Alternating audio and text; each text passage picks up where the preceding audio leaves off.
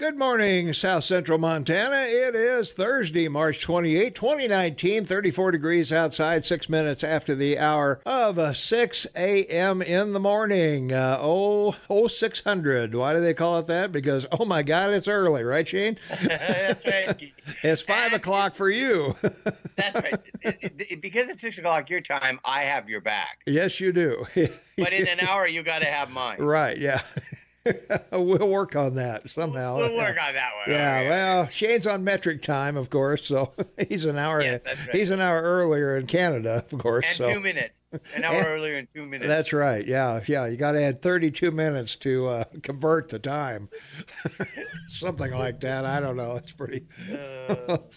Well, Shane, we got a full morning here this morning. We're going to have folks from the Custer National Forest in. They've got a bunch of meetings set up on their forest plan revision, and we want to talk about that because a few days ago we got a text from somebody that says they're going to close a whole bunch of roads, and then somebody else texted and said, no, they're not. That's not right. So we decided we'd invite the head honcho in, and we'll get the straight scoop on what's going on with the Custer Gallatin National Forest land and access and all of that. So I wonder if they ever found his arrow shirt.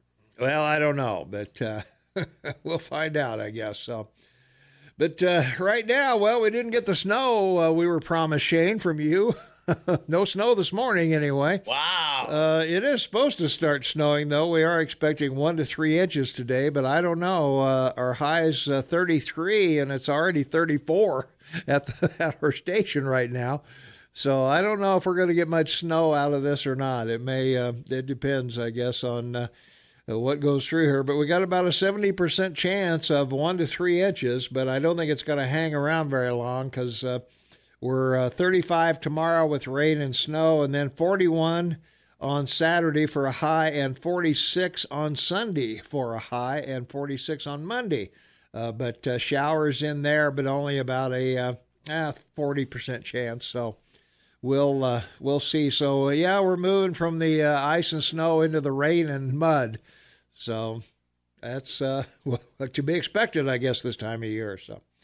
Yeah, well, there you go. Let's see. We're at, what are we at? We're at 47 and going to 68 today. 68? How can you're way north of us. How can you be warmer? Sunny and 70 on Saturday and Sunday. Oh, man. I don't know. I got to move up there. We got to do the show from there. Well, we have a much shorter growing season, though, right? Well, that's true. Yeah, I can't go there. So, yeah. All right. Temperatures around the area right now: 34 degrees and cloudy in Livingston. Manhattan checks in at 33. Three Forks is 34 and cloudy. Gallatin Gateway 33 and cloudy. Ennis is 33 and cloudy. Gardner's 35. And Big Sky is 29, and at the airport in Belgrade, it's 33 degrees right now, and we're right at 34 degrees here in our lavishly appointed studios in downtown Bozeman, and very excited to be here with you this morning. And, well, stuff going on in locally, Shane, a lot of stuff happening. It's opening day in baseball. What do you think of that, huh? And 50 years ago today, who won the World Series? Red Sox.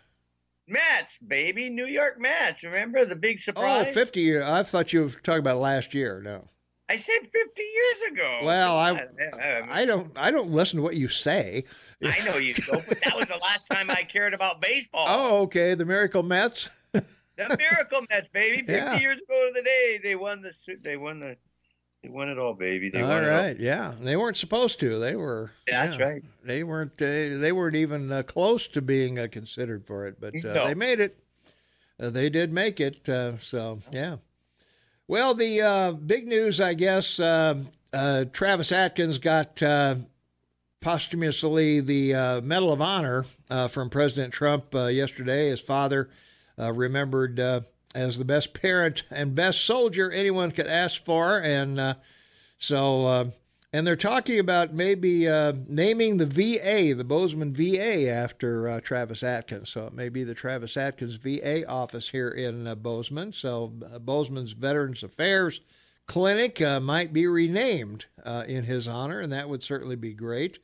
Well, I'll tell you, after hearing that story yesterday, I mean, it brought me to tears. I was just, wow. Yeah, I know. I think this is the seventh Medal of Honor that Trump's given away, and the high school, baby. It should be the high school. Yeah, really. It should, but unfortunately, they wouldn't even consider the name. In fact, Alan, our IT guy, went to the meeting there and said when that was presented, they were rude about it and didn't even they wouldn't even consider it. They didn't even want. I mean, but Montana's got one of the largest populations of vets in your country. Well, we know that, and wow. I was surprised. He was very disappointed that they wouldn't even consider it. They wouldn't even put it in there, and so I don't know. It's pretty rude. So you get the city council you elect. Well, yeah. Well, it wasn't the city council, it was the school board, but. Oh, okay. Well, then you get the school board. Yeah, get the school board you elect, that's for sure. But, well, maybe they'll name the auditorium or the football stadium or whatever. I mean, that they should do something for that, for that young man here in town. What a hero. Well, yeah. The guy obviously. Sacrificed himself for his fellow soldiers, and that's that's what we do in war. And we certainly had some folks that did the same thing when I was in Vietnam. And boy, there's a lot of names on that wall out there in Lindley Park. So there are. Yeah. So and his son accepted the medal and spoke about his father, and it was just wow. It was amazing. His parents were there. Yeah. Yeah, if you want to see the ceremony, it's on our website at KMMSAM.com. Just go over there and scroll down, and you'll see the ceremony is there. You can watch it, the replay of it. And there's some still pictures there as well. So we've tried to cover it as well as we could with the feeds and everything that were available to us. So well, you're the mayor. You get the job done. Amen. I think we did a good job with it. So if you haven't seen it or weren't aware of it, go to KMMSAM.com and check that out, because it's quite an honor to, and particularly when we have one of our own that has done it. Second tour in second tour in the Middle East. He was 34, and so. It's tough on the people who are left behind, but boy, what a hero this kid is, and I call him a kid at 34, but I don't know. Well, warriors are the true example of doing something where you live to work. Well, you don't work to live, because you got to have a big heart and a lot of strength and courage to take that on. Yeah.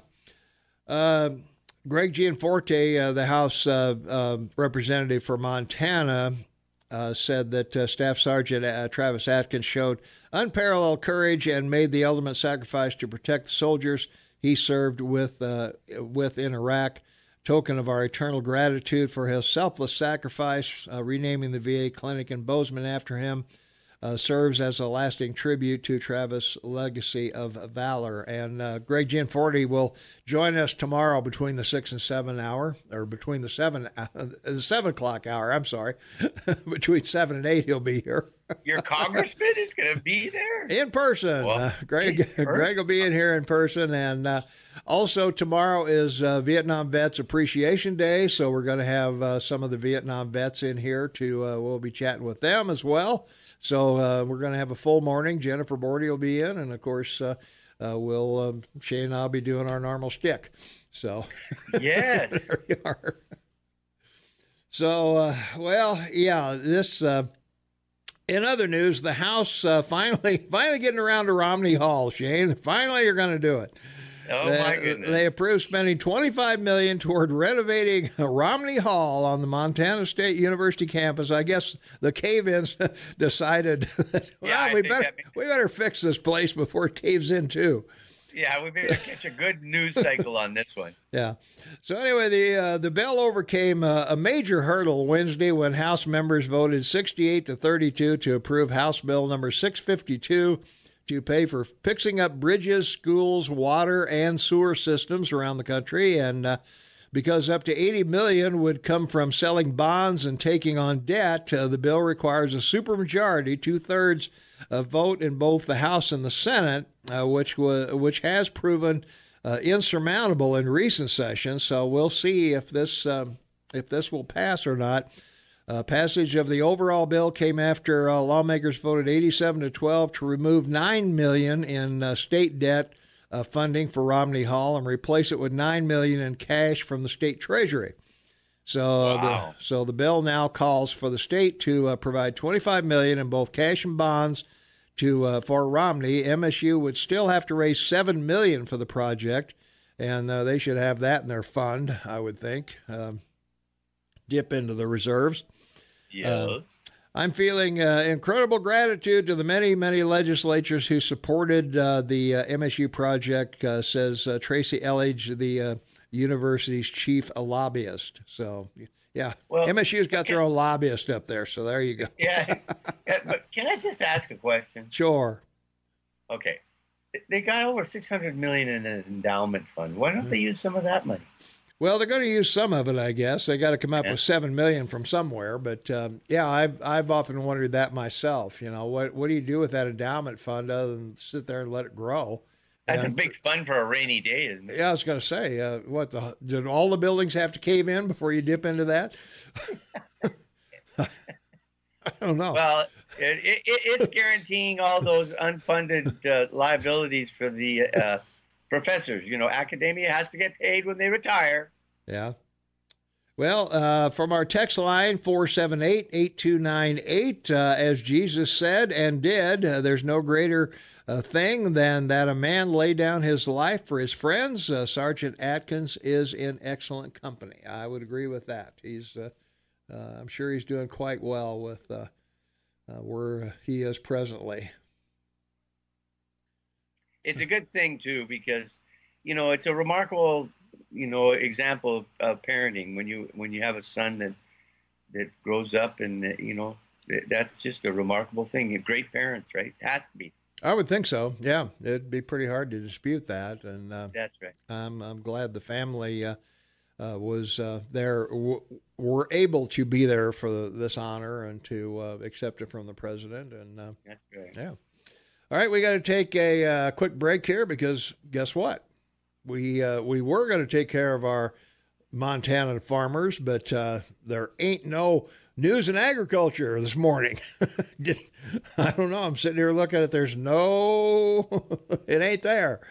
Okay. So we'll just have a couple of other things. Nothing serious. No Noxatril. No babble, no screaming of dentist, none of that. So we don't get to see Beto on. No, we don't get to say no, none of that stuff. So it'll be pretty tame. We'll be back in a minute and a half. 20 minutes after the hour of 6 a.m. It is Thursday, March 28, 2019, 34 degrees outside. Good morning, everyone. Tommy Goloff, your morning mayor, in the house, and Shane Matobin on the line with me from Vancouver, British Columbia, half man, half amazing, and it is the KMMS Morning Soapbox. So happy to have you along with us. If you want to be a part of the big broadcast, 522-TALK is the number, 522-8255, area code 406, of course, if you're outside our normal listening area. Or you can text us at 406-478-8298. Wow. What a number. What a number. That's a number, man. 478-8298. Wow. That's good. I love it. That's a number. It is. and you say it so well so early in the morning. I know, don't I? Oh, you do. Yeah. It's like it's waking music to people. And we also have a message line as well, Shane, for those of you who have our app on your smartphone, AM 1450 KMMS. Right next to Listen to Us button, you will see a message button. And we got our first message yesterday. We were talking about the high school mascots and all of that. That's right. And based on the Museum of the Rockies history, the Raptors would be a logical mascot for the high school. I like the Raptors. That would be a good. That would be a good one. That was an ornery dinosaur. Ooh. Oh yeah. Bad news, according to at least Jurassic Park and all the movies. Yeah. So there you are. So anyway, that comes directly to us from your smartphone. So if you're listening to us on your smartphone, just hit the message button and send it over to us, and we will crank it up and make sure that it's that you get the recognition you deserve. Well, the obviously the Medicaid's a big deal, Shane, and well, healthcare everywhere is, I guess. The GOP is on it. Trump wants the Republicans to be the party of health care, and the Democrats are laughing all the way to their seats, thinking, how dumb is that? Well, the amazing thing about this real quick is that for the last 2 years, all the major networks had talking points every day from the Democrats, if you remember. I mean, they would literally use the same words on every channel all day long. And so they segued this week because Speaker of the House, Pelosi, said, no, we're going to talk about health care. And my goodness, the last 2 days, that's all they've talked about. Healthcare, healthcare, healthcare. Yep. Very impressive. I mean, the power this woman has is really awesome. I mean, it extends outside the House of, Representatives to the media. They just, what Pelosi says, we talk about. Okay. Well, Montana lawmakers continue their push to put a scope over the cost of health care Wednesday. 2 bills, one to put a ceiling on hospital prices and another to force drug manufacturers to explain rate increases, survived their first round at the Capitol. The House Business and Labor Committee passed House Bill 747 with a 13-6 vote. The bill would set a range for what hospitals can charge for a service, and providers under the proposed rule would need the state's permission to charge beyond that cap. And Representative Tom Woods, Democrat of Bozeman, said that hospitals can inflate prices and people who need care can't predict what it will cost. Yeah, you can't walk in and say, how much is an x-ray? Yeah. Or an aspirin. Yeah, or an aspirin. They can't tell you what stuff is.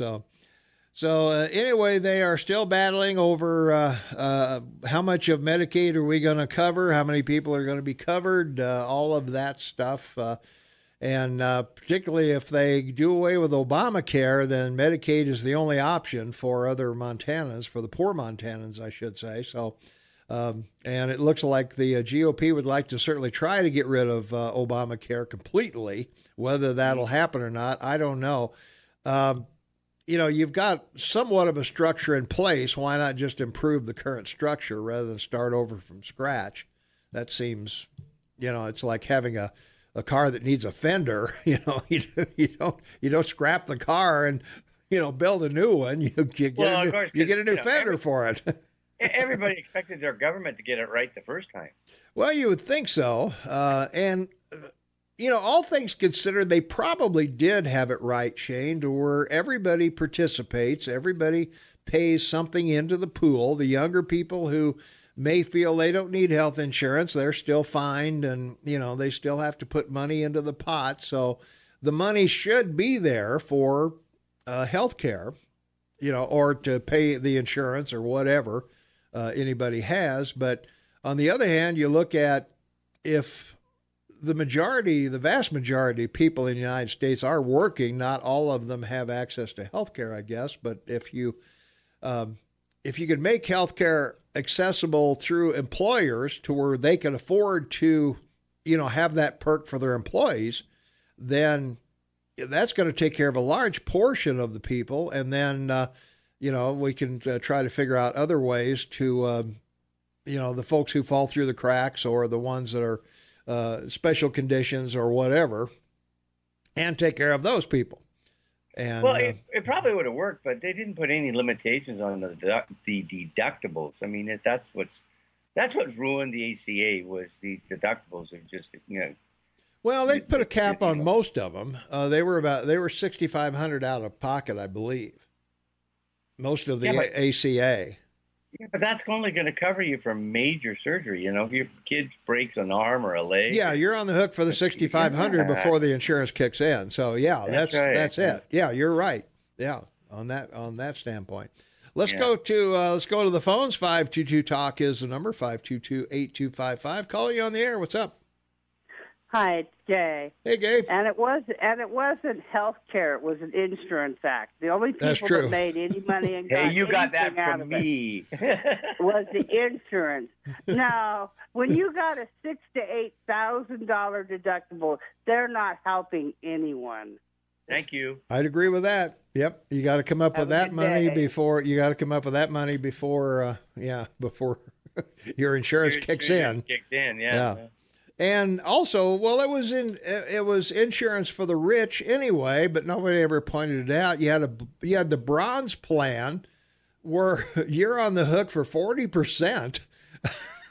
You know, I mean, how good is that? You know, okay, well, I don't have to pay a premium because I'm poor, but I got a $6,000 deductible, and I still got to pay 60%, or it only pays 60% of my health care after I do the deductible.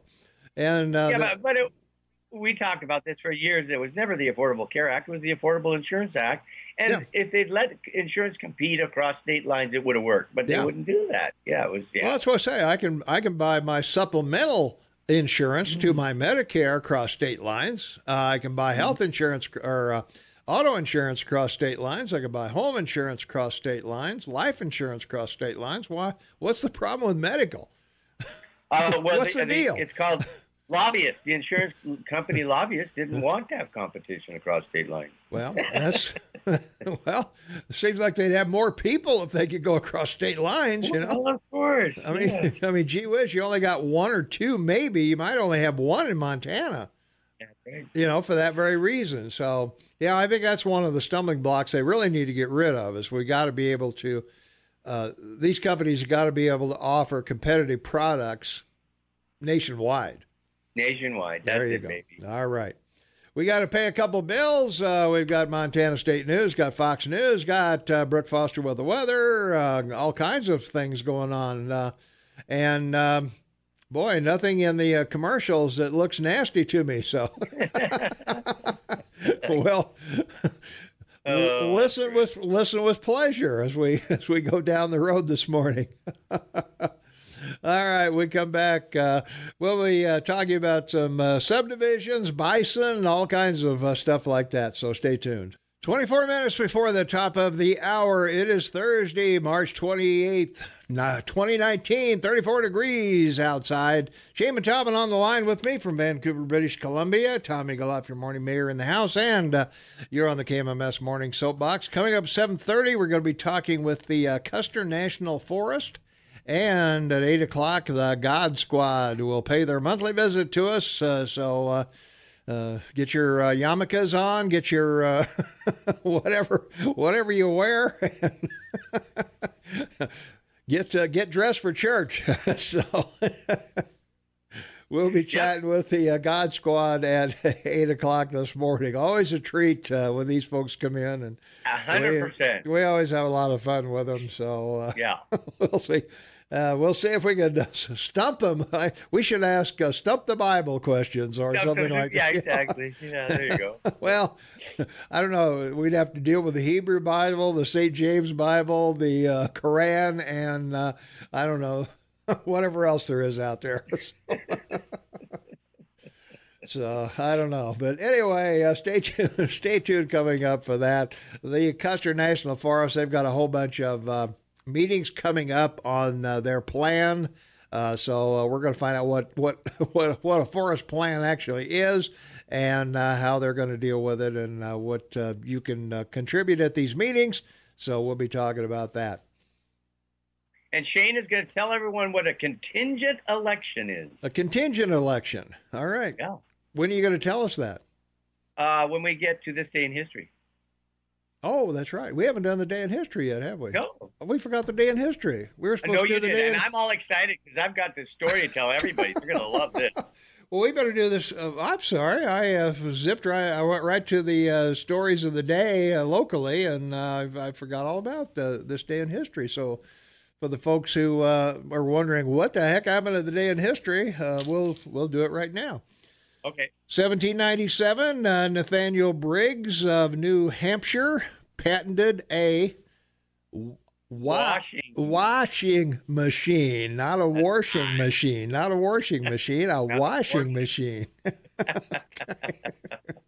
I'm never going to be able to say that right. You know that, right? That's okay. It's no problem. The next one's it, baby. Let's go with it. Okay, 1834, the U.S. Senate voted to censure President Andrew Jackson for the removal of federal deposits from the Bank of the United States. Yes, he did that to balance the budget because he didn't want his budget to be in the negative, and it got the House and Senate very excited. But here's where we go with the contingent election, because I know everybody wants to hear this. The United States, a contingent election is the procedure used in presidential elections in the case where no candidate wins an absolute majority of the votes in the Electoral College, the Constitution mechanism for electing the President and Vice President of the United States. So the way this works is a contingent election for the president is decided by a vote of the United States House of Representatives, not replacing the new House, but the one that's been elected during the year of the election. And the contingent election for the vice president is decided by the vote of the United States Senate. Amazing. Article 2, Section 1, Clause 3 of the United States Constitution, and then is modified by the 12th Amendment in 1804. But here's the cool thing. It's only happened because it's extremely rare 3 times in American history. Do you know them? Well, you do now. The first one was in 1800. Thomas Jefferson was pitted against his own vice presidential nominee in a contingent election due to problems with the original electoral procedure. So the House of Representatives had to elect him president. In 1824, the presidents of 4 candidates split the Electoral College, and Andrew Jackson lost the contingent election to John Quincy Adams. John Quincy Adams was actually elected by the House of Representatives and not the people of the U.S., despite winning a plurality of both the popular and electoral vote. And in 1836, faithless electors in Virginia refused to vote for Martin Van Buren's vice presidential nominee, Richard Mentor Johnson, denying him a majority of electoral vote and forcing the Senate to elect him in the contingent election. So there you go. That's the next step if there's not an electoral majority. Wow. So even if you win the popular vote, you're not in. So no, there you go. Yeah, there you go. Oh, I don't know if I want the House electing my president. Or the Senate electing the vice president. So you could have you could have had one of each party. One of each party. Exactly. How crazy would that be? I don't know. That would be strange. All right. I think they'd move their offices further apart, I think. Yeah, that's all my excitement for today. All right. 1854, Britain and France declared war on Russia during the Crimean War. Mm-hmm.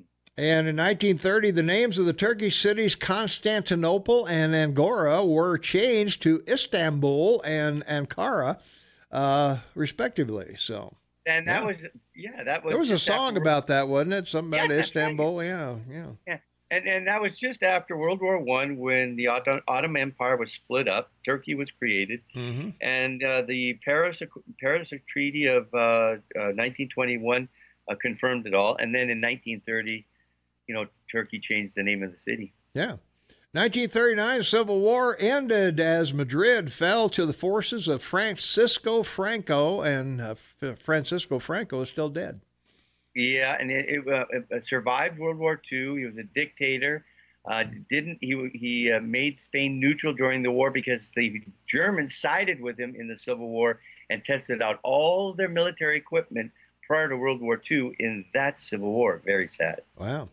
1941, novelist and critic Virginia Woolf drowned herself near her home in England at the age of 59.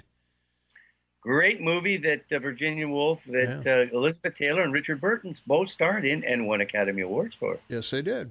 And in 1963, we all remember this movie, the Alfred Hitchcock movie, The Birds, premiered in New York City. What a movie that was, man. People wouldn't go outside for 2 weeks.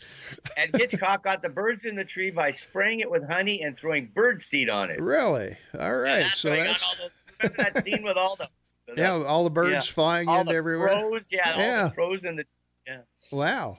All right. Little known facts about the birds. There you are. Yeah. Now they just have to do them with computer generated. Don't need birds at all.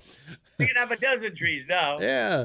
1969, Dwight Eisenhower, the 34th President of the United States, died in Washington, D.C. at the age of 78. And in 2001, on this date, President George W. Bush publicly rejected the 1997 Kyoto Protocol on Climate, a pact never ratified by the Senate. Yeah, that's right.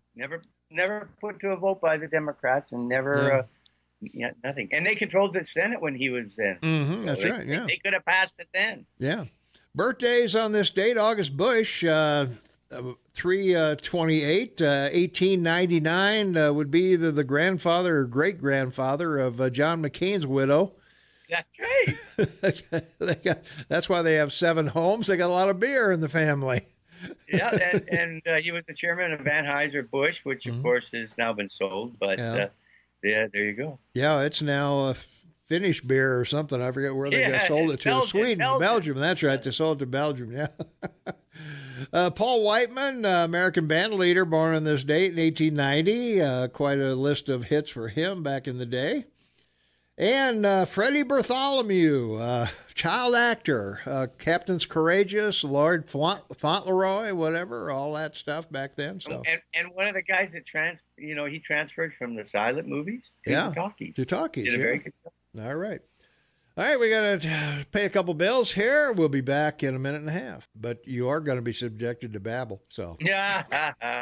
14 minutes before the top of the hour. It's Thursday, March 28, 2019, 34 degrees outside. That's at our high for the day. So we'll see if it gets any warmer as we go through the program this morning.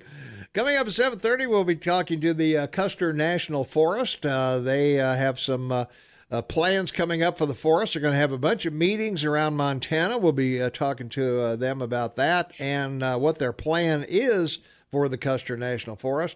And also coming up at 8 o'clock, the God Squad will join us for their monthly meeting, and we'll have a good time with them, I'm sure. So always entertaining when those folks come in. So we'll see if we can corral them, control them, and whatever. So you're the host. You're the host, baby. I got to do it, don't I? Yeah. All right. It's like cats. Like herding cats, right? There you are. Herding cats.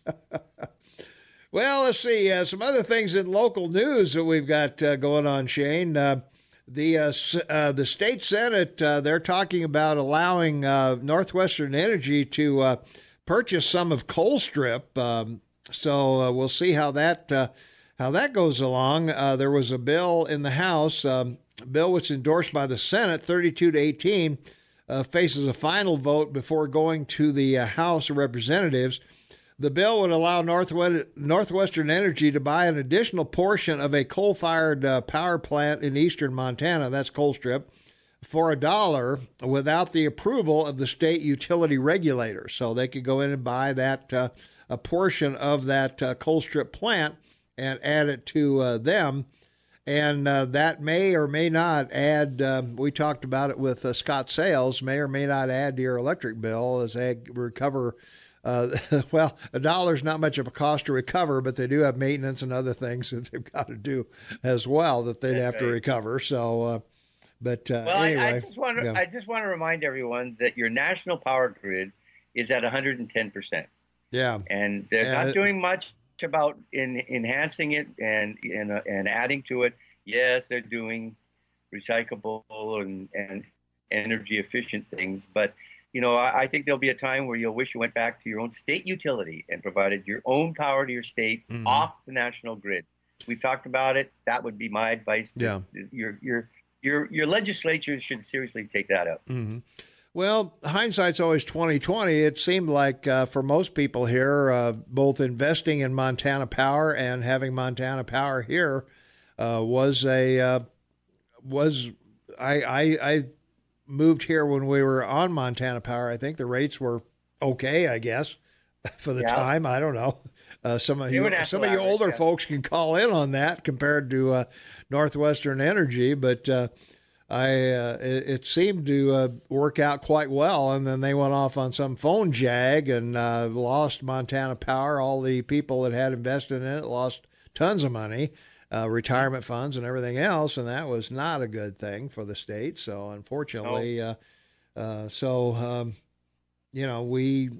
I agree with you. I think, we have a lot of co-ops in Montana, cooperatives around that do their own electrical thing. But, I don't know. The bill takes advantage of philosophies of some West Coast utilities, governments, and utility regulators that don't want to use coal generation anymore, and presents an opportunity for Montana to purchase additional reliable power for a bargain price. So that would be the thing, because a lot of these, particularly the owners of coal strip now that are on the West Coast, don't like coal, and they're going to shut them down. So which doesn't make sense. Trump takes you out of the Paris Accord. They have their meeting last November. The only country that's reduced their CO2 output per the Paris Accord is the United States, 2.4%. Yeah. No other country even came close. So your country's the only one doing anything about reducing CO2 emissions and developing further cleaning of coal burning. So, the rest of the world is not going to stop burning coal. India's not, Germany's not, Russia's not. So if you don't burn the coal here, you'll sell it to someone else to burn it there. So go figure. Yeah. Well, putting the purchase in legislation rather than before the Public Service Commission avoids potential litigation by environmental groups that could drag out the approval for years. And Colstrip's 2 older units are scheduled to shut down by mid-2020, or 2022, I should say, under a legal settlement that they made with them. So we'll see how that goes. See how that goes. I think it'd be a good idea if Northwestern could pick that up and might reduce some rates here. And coal is on its way out, I think, probably for most areas. But I would use it as long as we could. We're eventually all going to be on natural gas, I think, or some form of that as an alternative fuel down the road. Well, I would think so. Yeah. Yeah. All right, we got to pay a couple bills. Let's see. What do we got here? Oh, nothing dangerous at all. So enjoy. We'll be back in 2 minutes. 5 minutes before the top of the hour. It's Thursday, March 28, 2019, 34 degrees outside. Tom Eagleoff, your morning mayor in the house. Shane and Tobin on the line from Vancouver, British Columbia. And it's Thursday, March 28, 2019, 34 degrees outside. Coming up at 7:30, we'll be talking with the Custer National Forest folks, and 8 o'clock, the God Squad will be in paying their monthly visit. So we've got a full morning ahead for you. From our text line, 478-8298, Japan is going clean coal. Well, with the loss of Fukushima, I think they got to do something. So that's right. So, they're looking for alternatives, cheap alternatives, I guess, because they certainly need it with their economy. They are in real trouble, as are most of the Asian. The Asian markets kind of took a hit today, Shane. They kind of all tanked. Yeah, I know. It's amazing watching what's happening over there. Yeah, they're in serious trouble, buddy. Yeah. Well, it makes us wonder where we're going with that as well, because we're in kind of we're flat right now, sort of.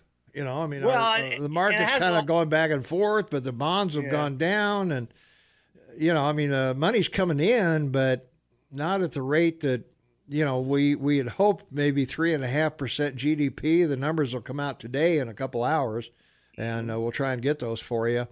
But we're going to be right at 3%, I think, growth, and we should be better than that with the economy we've got going. Yeah, and with the loss of all those votes in the House of Commons in Britain on Brexit, all of Europe is down today. Yeah, that's confusing.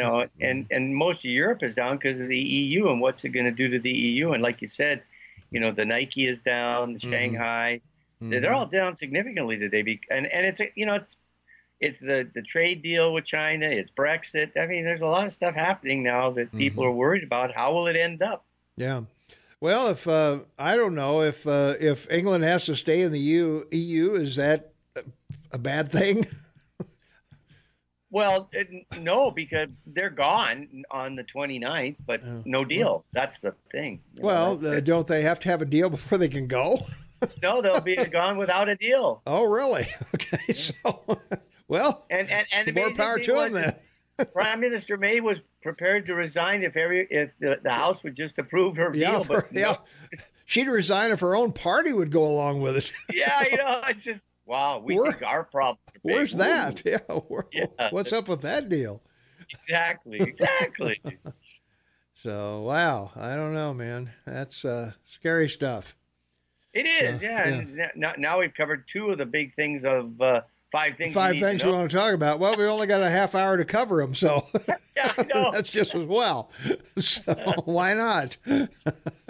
Well, see, we plan ahead. We got the Custer folks coming in, so we'll just kind of we'll dance back and forth between local and national issues there. But I didn't want to get that coal-fired power plant in there for Northwestern Energy. From our text line 478-8298, natural gas won't make steel. No coal, no steel. Right. Well, that's true. Or cars or cell phones. It won't get hot enough, will it? No, it won't get hot enough. So you got to, you got to pump up the coal. So, well, we're always going to need it, just like we're always going to need oil. Everybody wants to get rid of these, get rid of fossil fuels, but I don't think so. Without lubricants, no industry, buddy. That's it, man. No plastic, no nothing. So it's not a good thing. As a new high school and plenty of housing crops up on Bozeman's west side, developers are scrambling to grab up land and meet the demand for more businesses on that end of town.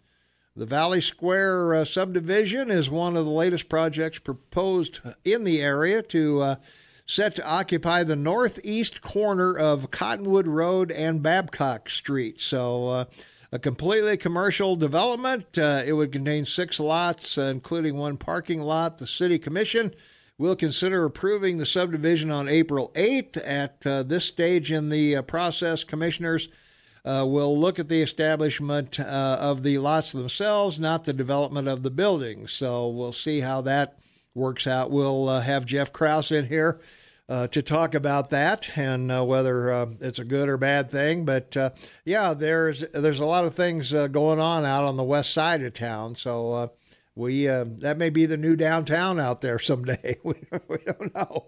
We'll have old town and new town here in Bozeman. So. All right, we got to duck out or pay a few bills and do some other things. Nothing serious in the commercials ahead, so relax, enjoy, have your second cup of coffee or whatever you're doing, getting dressed for work or wherever you are. We appreciate you taking us along with you as your day begins. So thanks for doing that. And coming up at 7:30, we'll be talking with the Custer National Forest. Coming up at 8 o'clock, the God Squad will pay their monthly visit. So we're going to have some fun this morning. So stay tuned. We'll be back right after this. 3 minutes after the hour of 7 a.m., Thursday, March 28th, 2019, 34 degrees outside. Shane Matavin on the line from British Columbia. And Shane, we have a caller on the line. They want to talk to you about the coal strip, coal, and natural gas. So, caller, you are on the Morning Soapbox. What's up? Good morning, sir. Good morning. Good morning. Yes, you guys are speaking about the issue between coal strip and gasoline products or natural gas products being produced, correct? Well, we were talking about natural gas is taking over in many areas. Heating oil in New England, for example, is going more to natural gas and things like that. So some fossil fuels are being replaced by natural gas, and coal is also under attack by some of this. But okay, two sure. things. Go for it. Two things. I remember when I first came home from the military in California, there were lines of people at gas pumps, and they were only allowed 3 gallons of gas. Mm-hmm. Remember that? Oh yeah. Jimmy Carter, baby. Yeah. The Iran oil embargo. Yeah. Right. Mm-hmm. Now, this problem could have been solved very easily if everybody looked at the problem and said, you know what, I do not need my car. I'm going to walk. I'm going to jog. I'm going to get on my bicycle and ride to work. How fast do you think that would last? If people stood up and said, enough is enough. Now today you're talking about, a little off the subject, new products coming out. Battery-operated cars. Mm-hmm. This is going to solve the problem. No, it's not. When's the last time you opened up the hood of your vehicle and looked down at the battery post? And if you have not taken maintenance on your battery, what's on top of it? Crud, nasty stuff. What else does it say on the battery? Do not smoke around the battery. Yeah. Why? Fumes. Because there's gases. So now everybody's running around with battery-operated automobiles producing gases from the batteries. The batteries fail. What are you going to do with the dead battery? Well, that's the part too. You gotta throw them away somewhere. Yeah, we're going to put them in a freaking rocket and send it to the sun. There you go. That's a good idea. Okay. Yeah. No, it's not. Here's the perfect solution. All right. Electromagnetic impulses. Magnet. That's correct. Mm-hmm. Yeah, magnet. Way back in the 50s. Way back in the 50s. Wait a minute. I got to get to work. Go ahead. The major problem with that would be the same problem we had back in the 60s and 50s. They were producing carburetors that would produce a lot extreme good mileage. Mm-hmm. They were shoved aside by by oil corporations because they couldn't sell the product. The bottom line is this: money. It's not about what you need, I need. It's about the 1% getting the money that produces the power so they can go to Congress and be bigwigs. I'll agree. Okay. You have a wonderful day. I got to get to work. Bye. Thanks for the call. All right. 522-TALK is the number, 522-8255. Calling you on the air. What's going on? Morning, Tom. It's Steve. Hey, Steve. How's it going? Oh, pretty good. Howdy to you, Shane. I'm doing well, Steve. So I just had to call in after the last caller. Mm-hmm. The idea of riding bikes, walking, jogging, like that's really good if you live within a mile of your house. Or, I'm sorry, a mile of your local grocery store, a mile of your job, et cetera, et cetera. I live in Montana. I go to Billings all the time. I want to get out in the woods. I ain't walking that far. That solution just has never been based in reality. Never been based in reality. Well, in most cases, the oil lines of the 70s that they were talking about, that was happening in California. And if you've ever seen Los Angeles, you know you drive a half hour or 45 minutes to work on some freeway somewhere in most cases. Yeah. So. And then the other point was when he was comparing the battery that's under your hood to the batteries that are installed in the electric cars, that's apples to oranges. It's completely different technology. Metal halide compared to lithium. Yeah. I mean, it's totally different. The corrosion, there's just so much in that argument that isn't legitimate. While I agree that we need to constantly update our energy usage in the way that we produce it and consume it, we have to be realist based in, where you're at. We need gas. We need oil. People are not going to give up their freedoms because gas costs $3 today. Yeah. It's just, I hate the one-sided arguments. Oh, well, if we just walk everywhere, we won't have to use gas. That's so freaking out of reality. It's a totally illegitimate argument, and it drives me nuts to hear it, Yeah. Well, as we've said many times on the show, alternative fuels are going to come, whether it's magnetism or electronic pulse or whatever it happens to be. Those are going to come. But we couldn't have sped up the evolution of the automobile by shooting all the horses. Exactly. I mean, we didn't go to, Henry Ford didn't say, well, I got the Model T done. Let's look at heated cup holders. Exactly. That wasn't what happened. It took... and you wouldn't have grown your country without the Model T for people to drive to get somewhere. Well, that's true too. So yeah. Are we going to get rid of the semis and the trains and the planes and all the things that we use to transport humans and goods? Like, it's just so unrealistic. Yeah. And even that, the development of American technologies has reduced the output of CO2. As I said earlier, that's just factual. Capitalism, innovation reduces pollution. Well, let's just go ahead and stifle all evolution of technologies because it's just crazy to me. Yeah. Well, that's what I say. We've only got 12 years left. Why bother? Oh, good point. Good point. We should go back to lead-based gasoline. Why not? Yeah, that's a good idea. Make my car run faster, probably.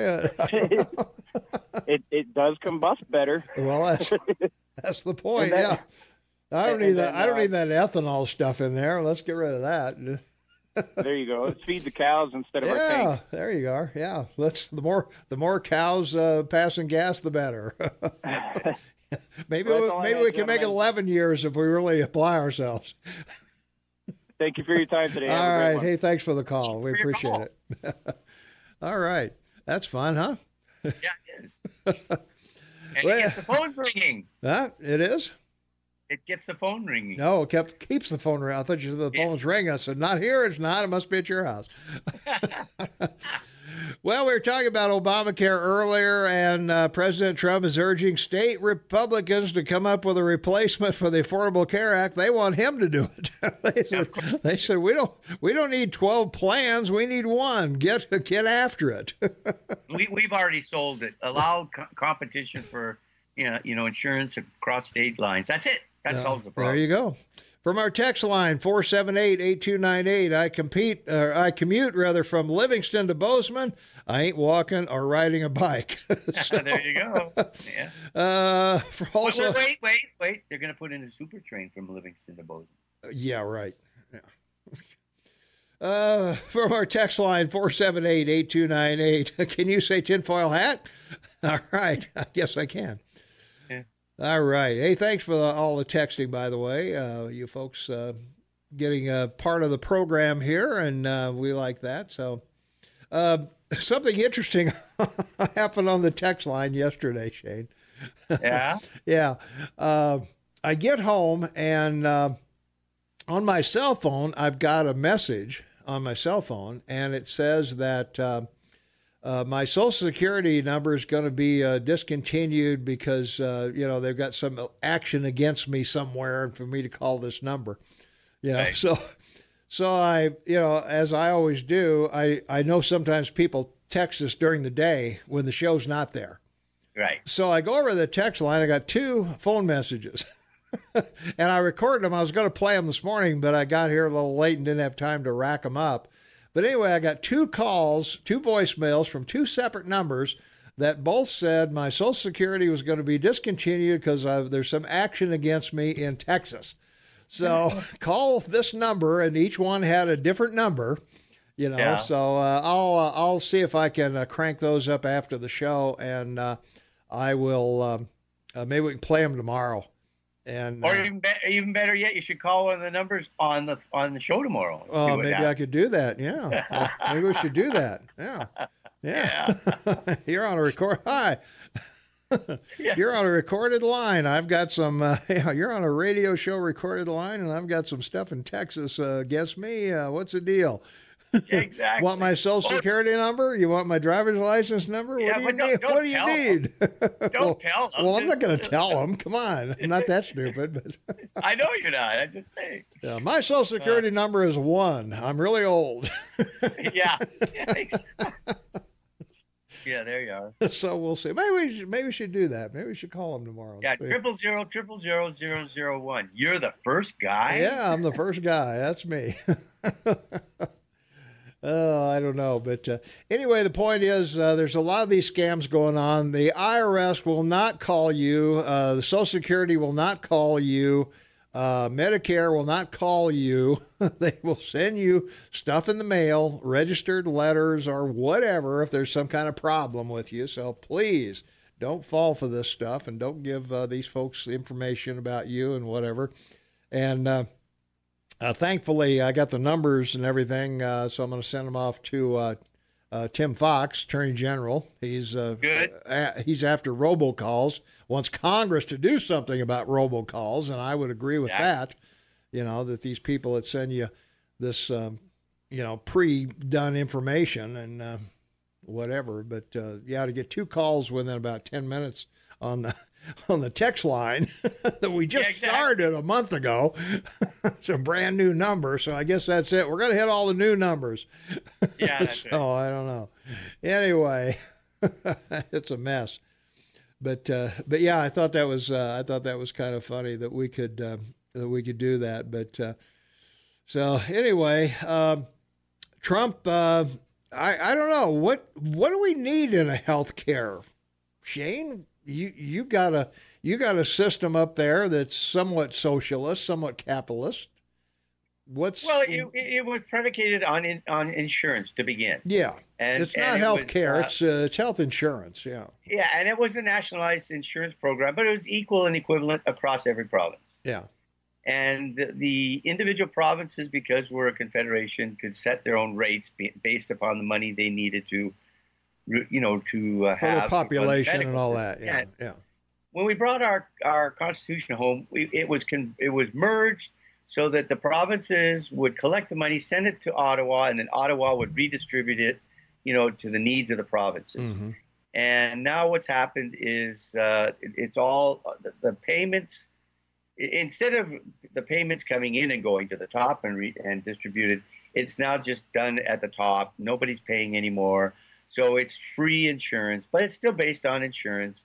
And, but it doesn't work well because it's all regulated and determined as to the importance of what kind of surgery you need and when you require it. Mm-hmm. So that's the whole problem with it is that it's like the VA, remember? Yeah. You go in and wait 2 weeks, 3 weeks, 4 weeks, and then you have a problem, then you're sick and you might die. Well, that's the issue. Mm-hmm. So what they've done is emergency surgery goes in against anyone else, so you can't survive. Well, that's great. Sure. And then on the back end, we now have euthanasia, so if you have something terminal, you can end your life. So that's the slippery slope. We're there. We've got it, and we'll see how it works out. But the solution to the U.S. problem is very simple. Open up the insurance allocation. It can be done across state lines, solve your problem, because now competition will reduce the cost. Yeah. That's it. Well, that's what I think. Also, too, if you can, pick your plans or things like that. If you got a cancer history in your family, maybe you need cancer protection or cancer insurance or something like that. So you can add that on for a price. Or if you have diabetes in the family or other, whatever maladies your family history shows, then you can pick and choose what plans you want. Now, Aflac and these others will offer cancer plans or, whatever you want as a sideline, or they just have a plan that'll pay all the bills that Medicare or your supplement won't pay. And in 2009, 2010, when the Democrats put the Affordable Care Act together, the Republicans kept asking, please don't regulate it within the state. Open it up for competition. And they wouldn't do it. Yeah, They just turned their backs on the Republican. And that would have saved Obamacare. But we'll see what happens because that's the only answer to keep it, if you keep it. Right? Yeah. All right. All right. When we come back, we got to talk a little bit about Brexit and Medicare, judge striking down Medicaid work requirements. So, hey, you can sit back and relax. You don't have to work to get your benefits. So we'll be right back with more about that right after this. 22 minutes after the hour of 7 a.m., Thursday, March 28, 2019, 34 degrees outside. Shane and Taubman on the line with me, Tom Eagle, your morning mayor. We've got some text lines from our text line 478-8298. I work for a utility. A few weeks back, we had way below zero weather, and the sun didn't shine, the wind didn't blow, and the anti-coal people want to tell me how bad coal was during those couple of weeks. People that want to do away with fossil fuels are living in AOC world. And it's snowing in Three Forks, and government should not be in any business except defense. So... There you are. And from our text line, 478-8298, Apple called me about the cloud. So, all right, good for them. So, all right. Well, I'm excited about all these nice calls we're getting here from all the robocallers and everything.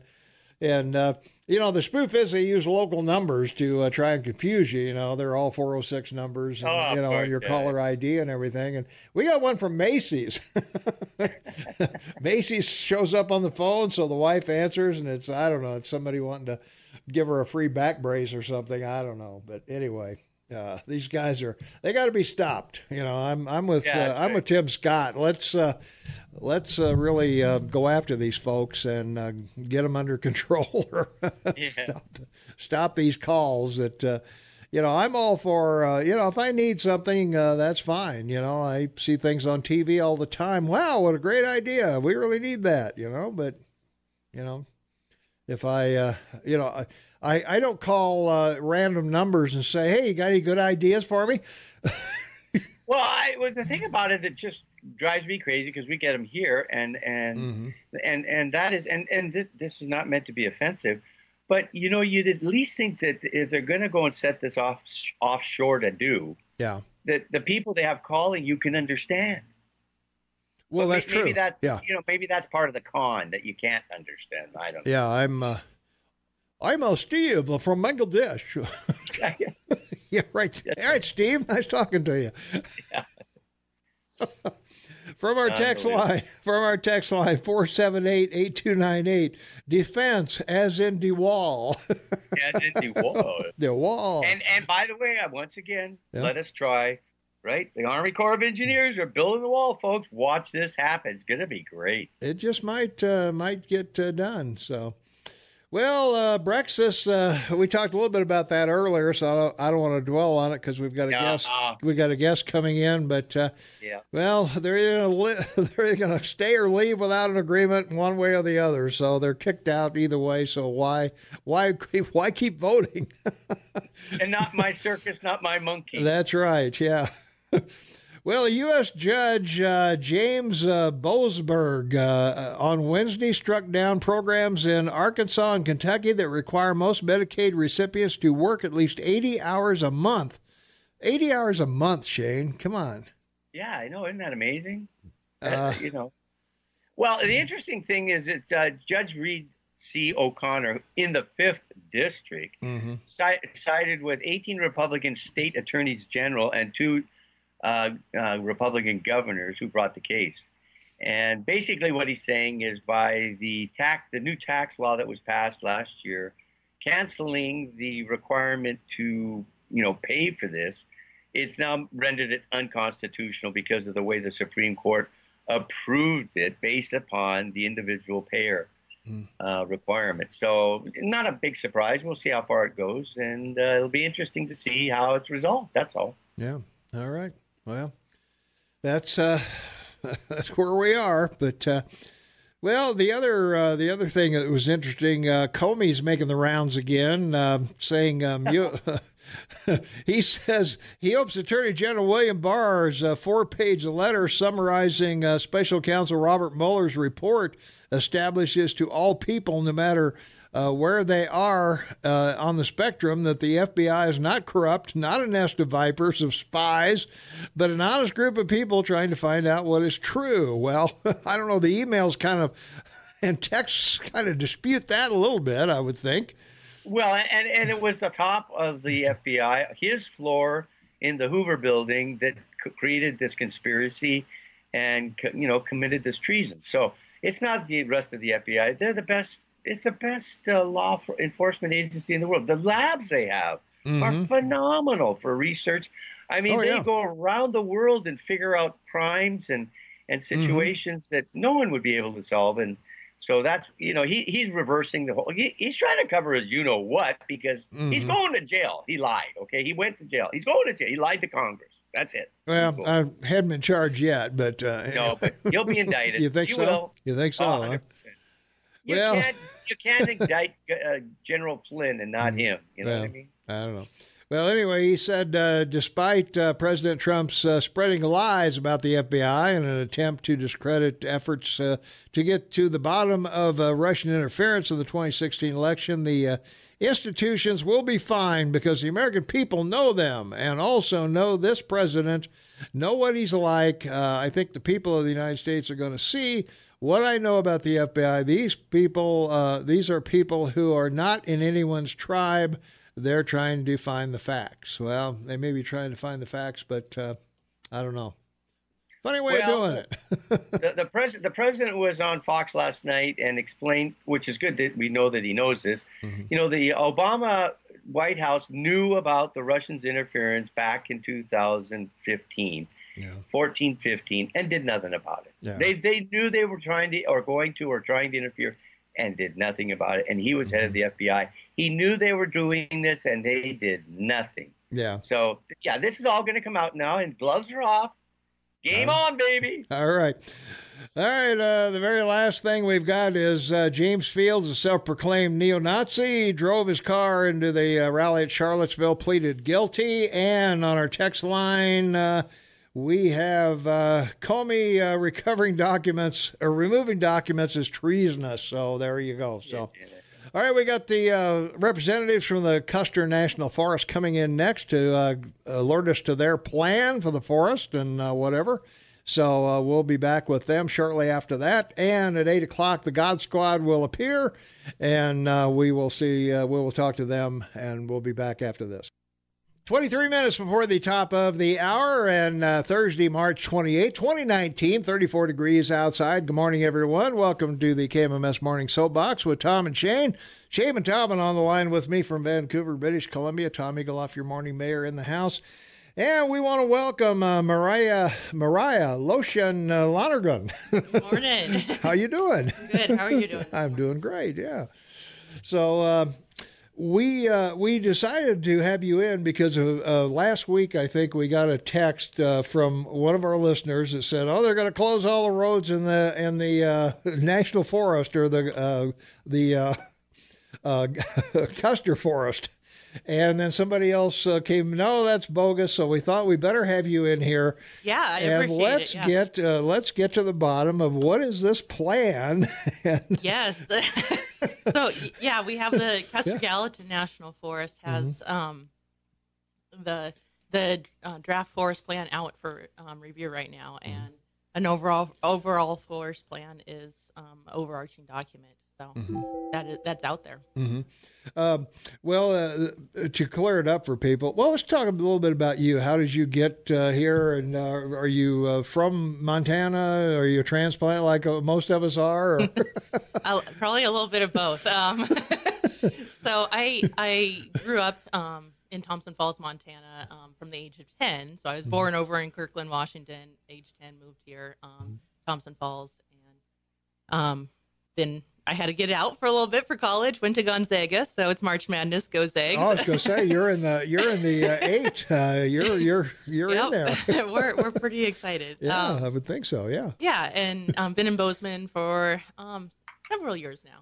Okay. Yeah. Yeah, and work for the Custer Gallatin National Forest as a public affairs specialist, and currently on the forest plan revision team, which is the project that we're working on right now. Okay. Let me get that a little closer to you. Or pull it a little bit closer to you. There you go. And the lands are outside Bozeman's back door. The forest itself is 3.1 million acres, and has recently released their draft plan. So, I don't know. A forest just sits out there. Why does it need a plan, or what is the plan, or what are you going to do with it? Yeah. So the Custer Gallatin National Forest is now consolidated. It's 3.1 million acres, and it stretches from Bozeman in southwest Montana, Bozeman and West Yellowstone, all the way over to Camp Crook, South Dakota. And we launched Forest Plan Revision in January of 2016, and we've had over 80-plus meetings and a great amount of public involvement. The community has been great. People really love public lands here and the value of public lands. And so with that, the forest plan itself is an overarching document that guides anything that we do on national forest land. So for this forest, it would be anything that we do on the Custer Gallatin National Forest. So it's that overarching umbrella. And we only do it every 10 to 15 years. And in this case, it's a whole lot more than that. we're looking at 1986 and 1987 is when our last forest plans were done. Wow. Okay. How can people get involved in the planning and or comment on the plan? Yeah. So right now, we released March 1st. We have a draft plan and draft environmental impact statement, and for us, that's a pretty major milestone. Last year, we put out the proposed action, and that was kind of the foundation of where we're going. But this draft plan and draft environmental impact statement is a lot more to where we're going, and it's out there for public comment for 90 days, 90 plus days. It runs March 1st through June 6th, 2019. And what we've done that has the draft plan and the draft environmental impact statement, which is an analysis document. It's quite a mouthful, but it's an analysis document and lays out 5 alternatives that people can look at. And those alternatives are developed directly from public comments. So last year we received about 10,500 comments, about 1,000 of those being unique comments. And from that, we directly took those comments and looked at what that full range of comment was and yarded those up and put them into a range of alternatives that could be analyzed. So we really wanted to make sure in April last year we got that entire spectrum of what people were saying and put it into alternatives that could be moved forward. So that's been done, and now we have that analysis document out there. Okay. Is public access one of the top things, I would think, that people want to know? Can I go into the forest? Can I take a vehicle in there? Can I ride my bike in there? Can I hike in there? So it's one of the things. So I'll go back a little bit. The things that really drove alternatives are what we call forest plan land allocations. And of that, it's really recommended wilderness areas, backcountry areas, and recreation emphasis areas.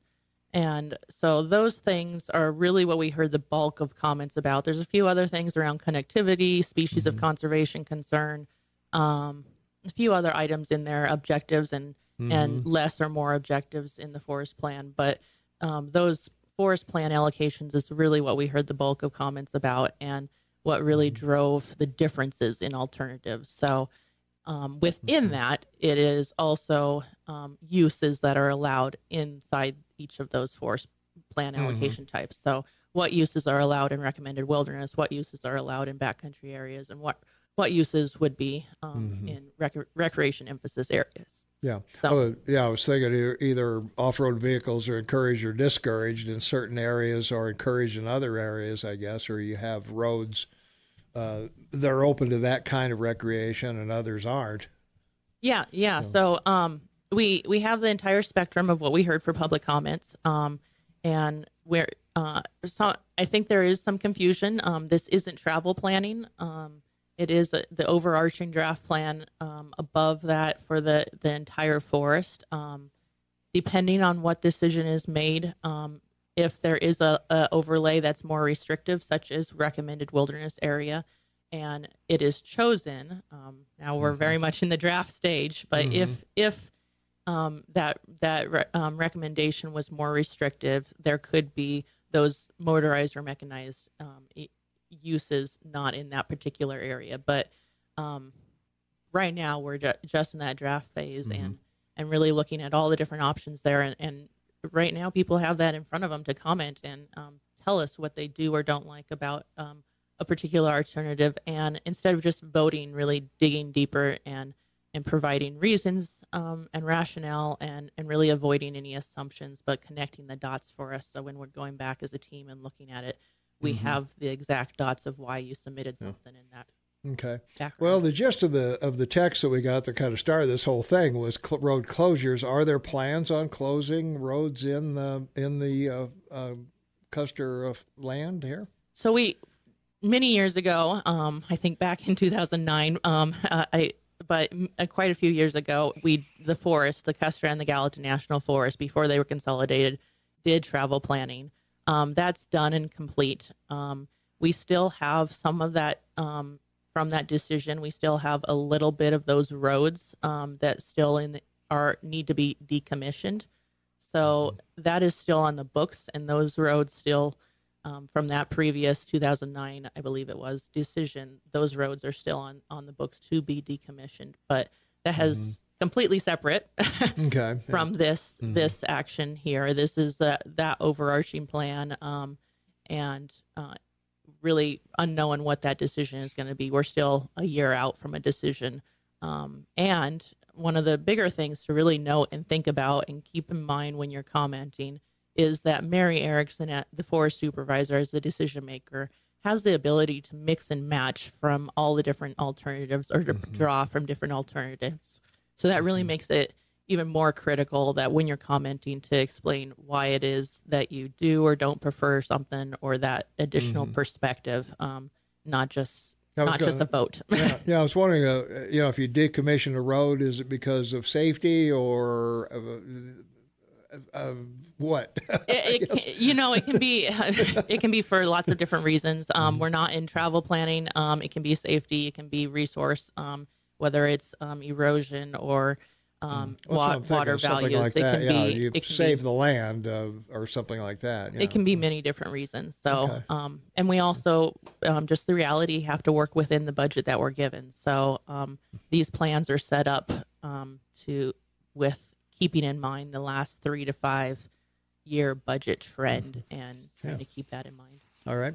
We've got to take a quick break. If you're just joining us, we're talking with Mariah Leuschen-Lonergan. Lonergan. I'm going to get it in a minute. It's a mouthful. It's almost like mine. Yeah.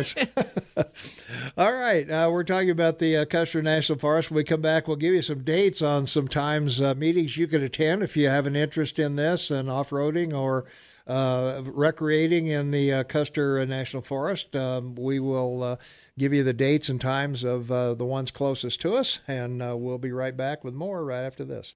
11 minutes before the top of the hour, and we're talking with Mariah Leuschen-Lonergan. I can't get that. I don't know why.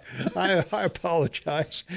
No problem. The worst thing you can do on the radio is butcher somebody's name. Well, it's 2 L's back to back. I know. So. Lonergan. Yep. Okay. I should have hyphenated it.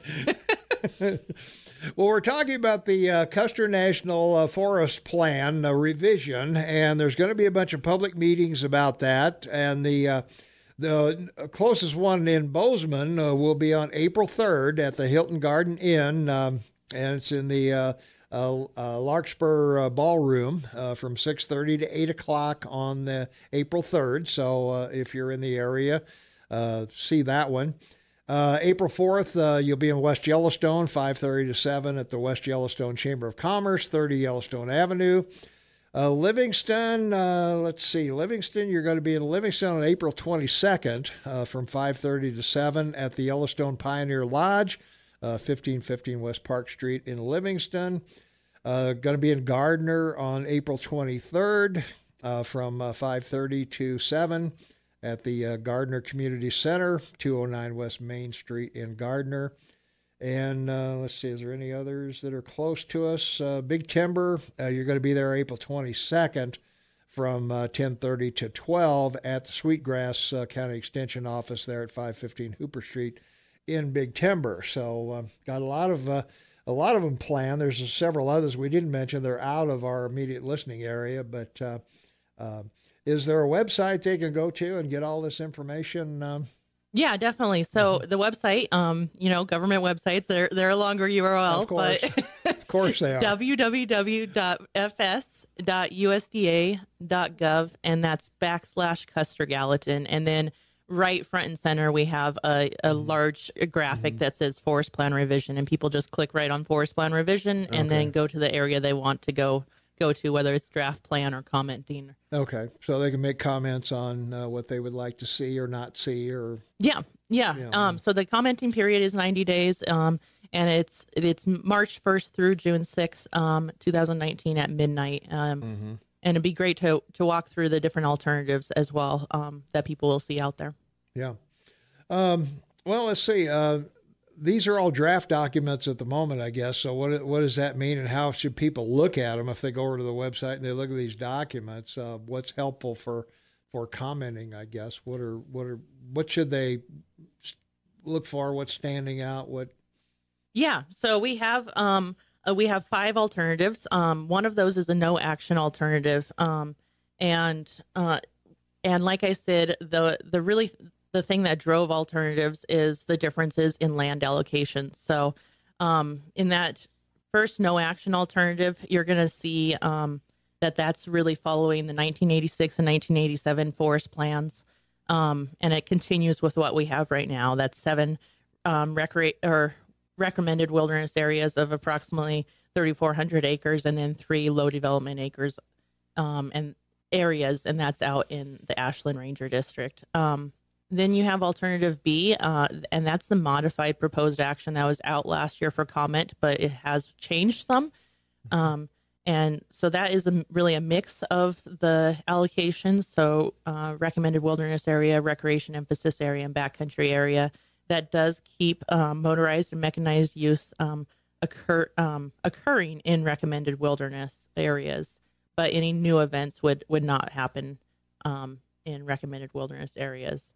And then alternative C, this is just a really brief summary of this, but alternative C is also a mix of those land allocations, but a little higher acreage on most things. So you'll see the acreage higher in recommended wilderness areas, backcountry areas is a higher acreage, and then the recreation emphasis areas is also a higher. And that alternative C is a lot of people. We have the Gallatin Forest Partnership that is incorporated into that, but then we also have quite a few other citizen submissions that are also incorporated into the variety of alternatives.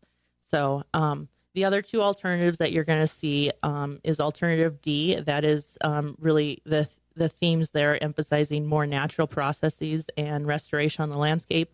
And you will see recommended wilderness area being the greatest in that alternative, with potentially 39 different areas. And just 1 backcountry area and about 4 recreation emphasis areas. And then in alternative E, that is another one, and that really emphasizes a higher human presence and use of the national forest. And there are no recommended wilderness areas in that alternative. And you'll see 2 backcountry areas in that.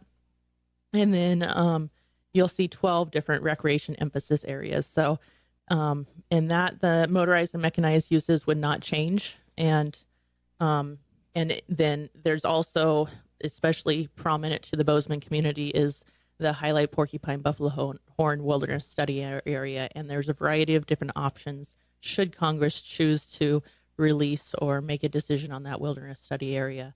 There would be different options based on what our decision is. So people will want to pay attention to that too. Okay.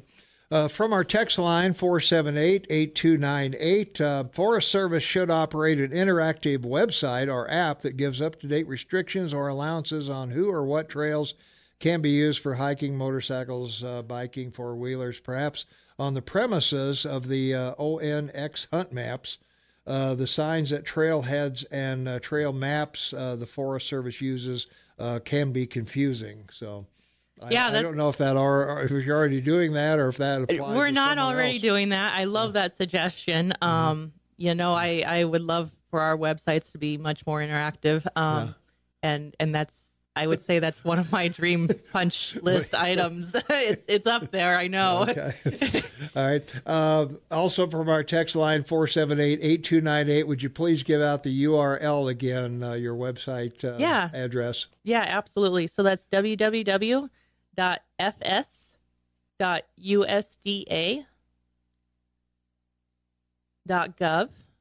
and that's /Custer Gallatin.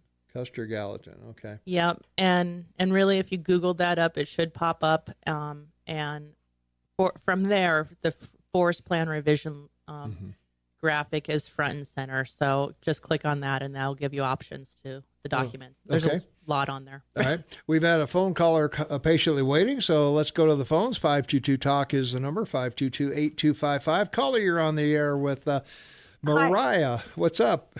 I just was wondering, with all of the different designations in wilderness and backcountry and this and that, can she give definitions of what those mean? And so if it's wilderness, does that mean there's generally no no people allowed, what the different designations mean. Because when you just whip them off like that, for people who aren't used to being in this area, they don't know what she's talking about.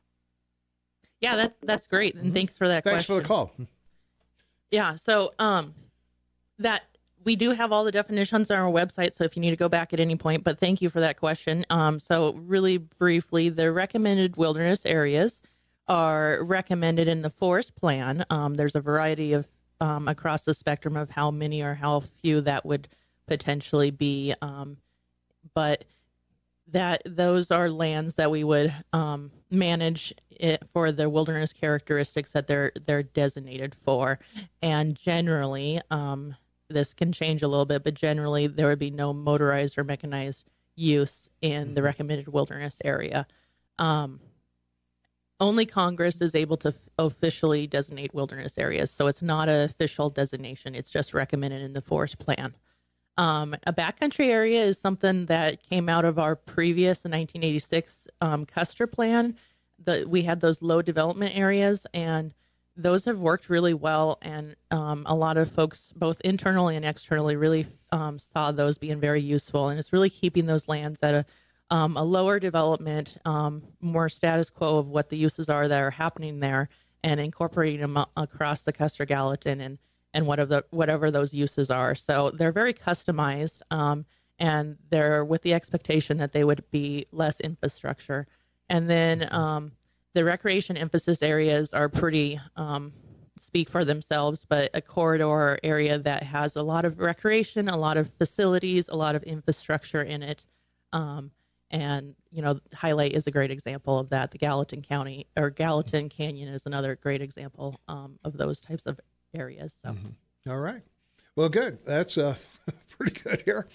We've just got a minute or so left. Any parting thoughts we need to know about? Obviously, we could give our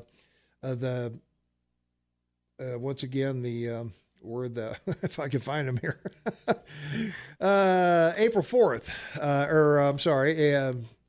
in Bozeman, April 3rd, at the Hilton Garden Inn, at the Larkspur Ballroom from 6:30 to 8, if you want to stop in and comment or be a part of the plan. And Mariah, thanks very much for being with us. And, we appreciate the information. Yeah, and, thank you very much. Yeah, and if anything comes up, you need to be with us, by all means, let us know. We'll be happy to have you on. That's great. Thank you very much. And I just mentioned we have podcasts out there, too, for people. Okay. All right. Again, the website, fs.usda.gov/Custer Gallatin. fs.usda.gov/Custer Gallatin. All right. The God Squad's in next, so we'll be chatting with those folks right after this. All right, 8 minutes after the hour. It's Thursday, March 28th, 2019, 35 degrees outside. And, I don't know, the fun's either over or about to start. I'm not sure which we've got here, but we got the God Squad in the house. We got Rabi Ed is with us, of course, Pastor Jody, and, of course, Dave Johnson, my good friend from long ago. So long ago. I know. You're responsible for me being here. I would like to apologize to your listening audience at this time. for getting me here. No, when I first got the opportunity, I asked George Carter, do you think Dave would let me come in and watch him? And George says, no way. He's not going to let you come in there and watch him. So I asked Dave, and Dave said, sure, come on in, and watch me. So that was July of 2004, and I started at 6 a.m. on Sunday morning. Yeah. That was my time slot. So a prime slot. That was a prime slot, man. I made every mistake. I think the third week I shut down the station completely. Had to call George. George, I shut everything down. What's going on? So I don't know. So anyway, Dave, pleasure seeing you again. Thank you, sir. Good to be here. Yeah, we're glad to have you here. So topic, guys, you were kind of hashing them back and forth. What's on your mind this morning? Guess we'll talk a little bit about immigration. Okay. I don't. All right. Well, it's a topic that's going on. Certainly, we've got all of the it seems to be the topic of the day as to people want to come here. I guess I heard there's another caravan on the way from the folks in Honduras and El Salvador and Guatemala are beset by gangs and criminals and everything else. And they've had enough, and they want a better life somewhere else. So, but can we let everybody who wants to come here in? That's the question. As to we every country has immigration laws that I'm aware of. Germany let a lot of people in, and they said, "Whoa, too many, shut down." Many countries have regretted that decision to take just everybody in. So what's our options here? Well, don't talk at once. We're all just staring at each other. So let's, since we're the God maybe I should Squad. call on you, huh? Well, since we're the God Squad, maybe we should back up and instead of talking about or jumping into the political fray, sure, talk about what are the underlying principles within our respective religions that reflect on which we want to reflect in trying to deal with this challenging issue. So, from the Jewish perspective, we were strangers in the land of Egypt. We were the first migrants that are recorded in our sacred texts.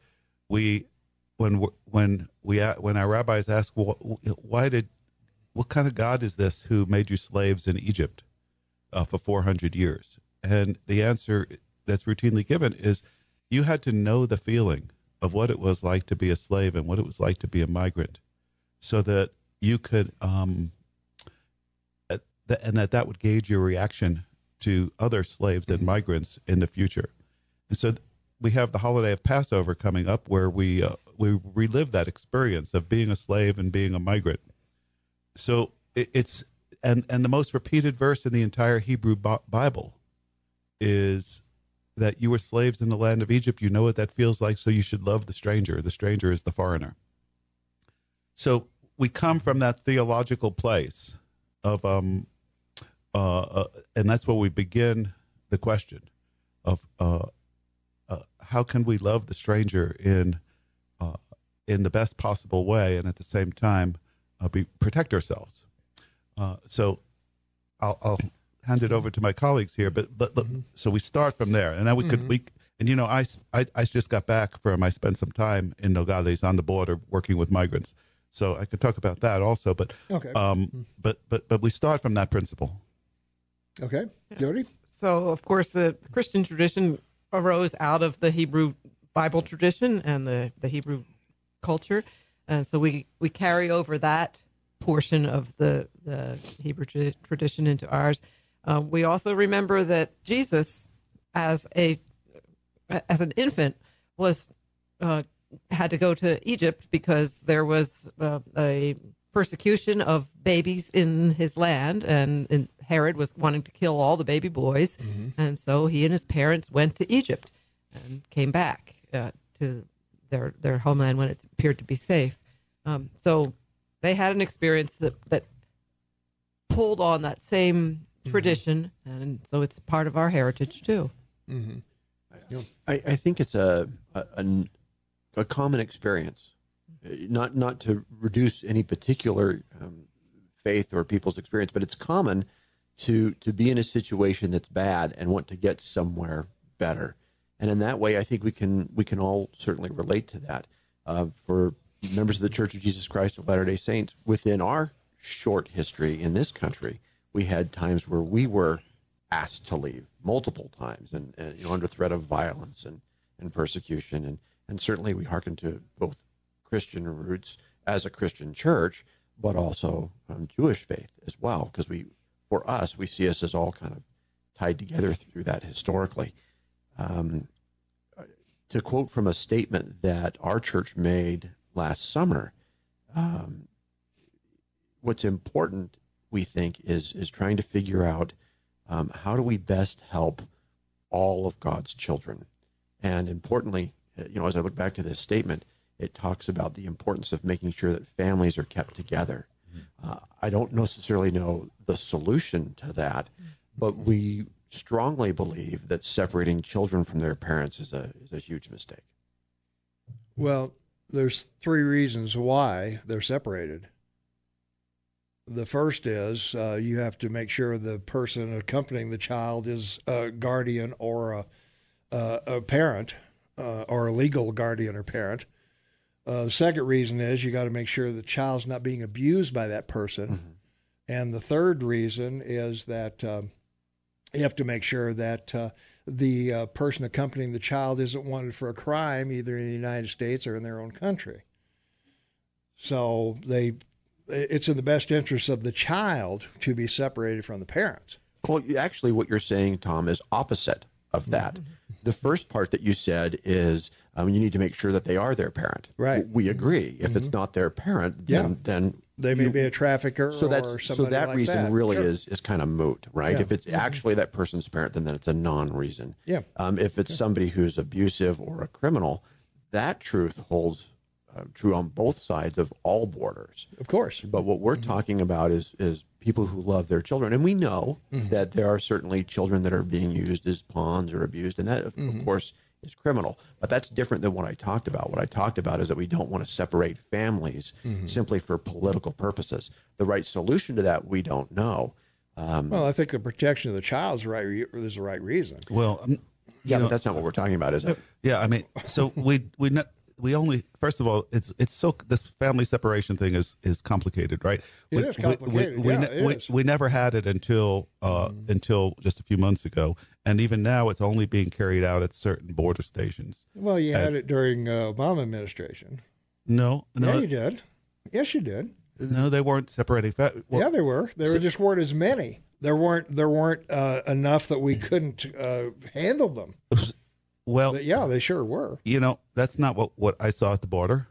But there's another aspect to the family separation story that gets glossed over, because naturally when we see children taken from their 4-year-olds taken from their families, that tugs at our heartstrings. It does. But there's a much bigger family separation issue that's going on, and that's the deportation aspect of it.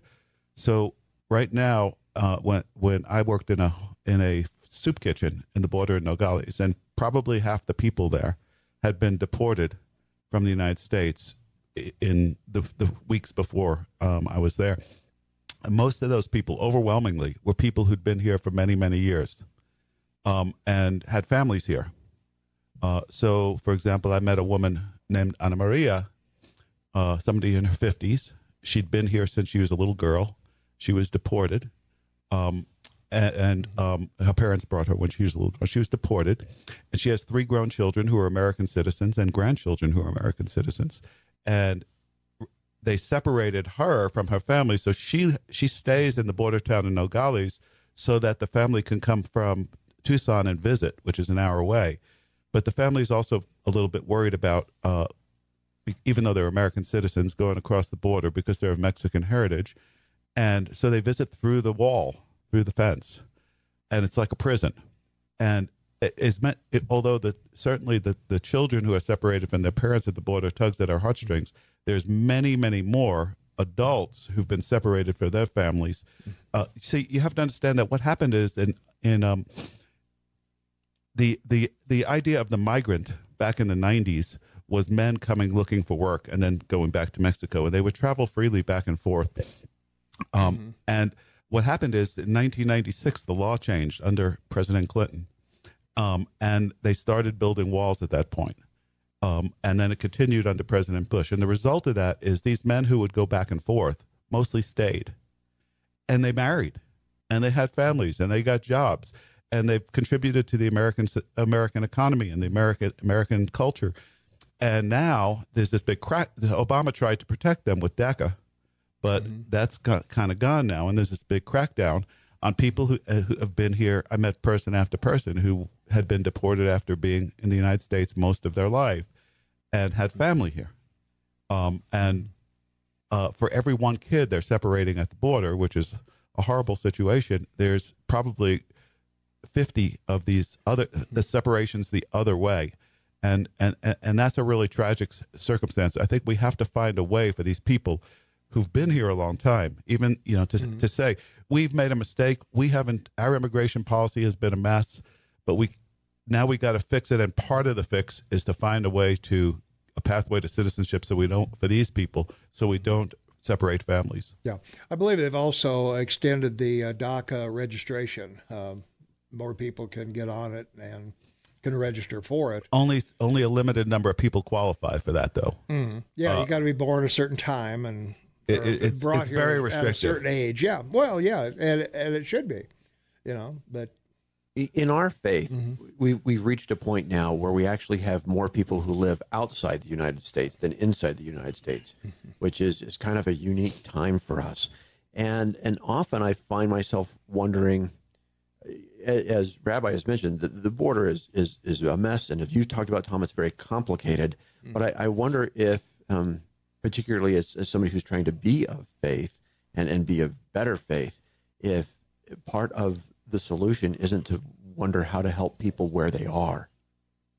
No, I'd agree with that. I think we could all agree with that. Yeah, definitely. Yeah, But on the other hand, because I know, I live on the U.S. side of the border pretty close for a long time, and I remember we had walls and border control for a very long time, my entire lifetime. But I know, to be fair and to be honest, if I lived in an impoverished country or a country where I was being persecuted and I saw how much better or heard how much better it was here in the United States, I'd come. As somebody who wants to be a law-abiding citizen, I still think I would be really pressed to try to do the best thing for my family and get here any way that I could. So I absolutely understand that motivation. Oh, yeah. Well, and I think all of us do. What we have a problem with is people being deported 6 or 7 times that commit crimes, the MS-13, people that are controlling. I think everybody probably agrees on that, and I know Reverend Jody. Nobody would say that we can just let everybody who wants to come. Yeah. Especially we want to invite the criminals. Yeah. I mean, that's a silly way to depict the those who want to have compassionate and humane border. And I think everybody wants that. Everyone wants to have intelligent. We want the best people. We want the best people that want to, when in the 1900s, when the mass Europeans came, the Jewish were turned away by FDR. That's right. Yeah, and sent to concentration camps in some cases and murdered. That's true. Yeah, and the Irish were not very welcome either. But the thing about the people who came from Europe, they came here, they abandoned wherever they came from. They came to be Americans. They didn't come to be Poles or Germans or, whatever. I grew up in a German community in the 40s while World War II was still going on. I don't know a single person that spoke German or even talked with a German accent. Well, in the Jewish community, there's still a lot of people speaking Yiddish 2 generations later. I bet they are. I bet there are. My friend Rabbi Chaim grew up speaking Yiddish. So we got to take a quick break. So hold that thought. We'll be right back with more.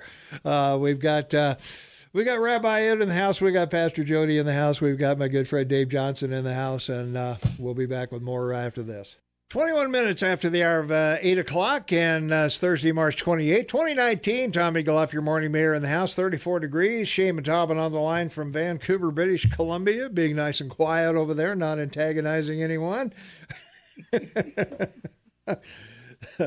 And we're talking with Rabbi Ed, Pastor Jody, and Dave Johnson, the God Squad of the day. Our topic is immigration, and we've been battling it back and forth, and it's a topic that, boy, there's no easy answer. It really isn't. Well, Tom, it's true. There's no easy answer to every aspect of it, but there are easy answers to lots of aspects of it.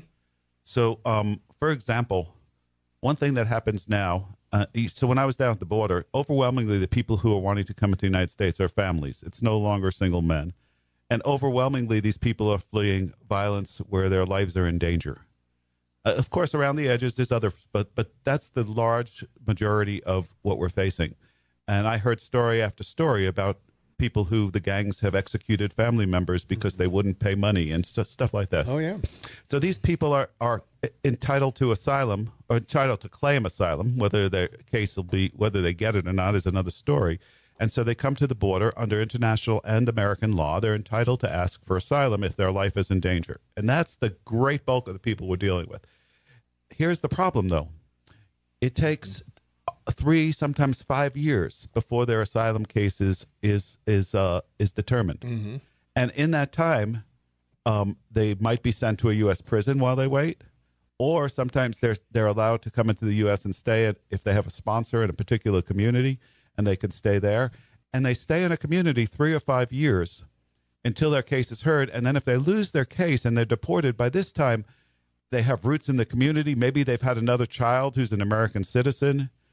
Maybe they've married an American, et cetera, and they've developed equities. And so one of the easy solutions that it seems like everybody should be able to get behind, whatever your political leanings, is more immigration judges so cases can be heard a lot quicker. Because if you're going to deport somebody, it's important that you deport them quickly before they're here and develop equities. And if you're going to let them in, you should let them in quickly. So that's one solution. Another solution is at the border itself. Right now at the border where I was, there are 300 families waiting to just submit their application, and they're processing 6 a day. We can move that. All we need are more agents down there. And by the way, Senator Tester just got back from the border, and he said the same thing. Mm-hmm. This is obvious. And now Senator Daines was also at the border, and he talked about the drugs coming through, and he's right. And the reason the drugs are coming through is they come on trucks, overwhelmingly, and only 1 out of 3 trucks is checked. We need more agents down there to check. Mm-hmm. We've got to stop the flow of drugs, but they're coming through the legal ports of entry because only 1 out of 3 trucks is searched. Mm-hmm. And these are things that are common sense things that we could all get behind. It's not going to solve the whole problem. And then the other big thing, as Dave said it earlier, if we help them where they are, if we can help eliminate the gangs that are creating the need for them to flee, right? Then it's a supply side kind of issue, right? Most of these people are not coming for economic opportunity; they're coming because their lives are in danger, right? And we could help with that too. So there's all sorts of things we can do. We can't solve everything, but we can solve a lot of it with just some sensible putting our heads together. And for the record, Rabbi just advocated making the border a little more secure. Mm-hmm. Yeah, that's right. Mm-hmm. Well, that's true. Yeah. Well, some of the problem with Honduras and Guatemala and all of that was due to the sequester, because we had to cut the federal budget for defense. We had to pull troops out of there that were protecting people down there. It's certainly complicated. It did complicate it, and that's the main reason where lives were put in danger. They did have protection from us before. In the Trump plan, he wants more judges down there to adjudicate the families and move those through there faster. But Congress won't go for it. So I don't think that's accurate, actually. But I do this every day, so I look at both sides. I'm not single-sided here. The flattest pancake has 2 sides. So I think that the Congress would go along with more people at the border in a heartbeat. Well, but they're not going to give the wall. That's where the rub is. Because it doesn't matter whether the wall's needed or not. Yeah. The point is that in that bill is exactly what you want: more electronics at the border to check the trucks. More judges to adjudicate these folks, but there's also a wall in there too that he wants. So. Right. So why not agree on the things we can agree on, and disagree on the things we can't agree on? When I talk to the migrants down there, so there's a certain group, the group I haven't mentioned, that's going to try to cross illegally because they know that they can't get asylum, and it's not that many, but there are some, and it's mostly families also. And when those groups, you have to understand, to cross illegally is about 5 days. Through a hostile desert. Many of them die along the way. Only about 1 in 5, it's estimated, successfully make it.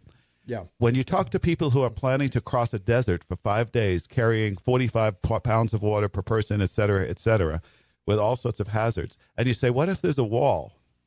Of course, there is a wall for a lot of it, but what if there's a wall all the way? They say, a wall, that's the least of my worries. I'll go to Home Depot and get a ladder. there's a, it doesn't help at all. All right, let's take a phone call. 522 Talk is the number. Caller, you are on the air. What's going on? Oh, hey, Tom, it's Kevin. Hey, Kevin. Hey, part of Trump's proposal to Schumer and the Democrats a few months back was included DACA. We were talking about all those kids that were born here after you guys were talking about a few minutes ago, and they turned it down because they didn't want the wall along with it. And so it seems like that is being politicized by the left. Trump gave them DACA, but they wouldn't take the wall, and they wouldn't, the anchor baby stuff where, which is a problem. You can't go to France, have a baby, and then claim citizenship.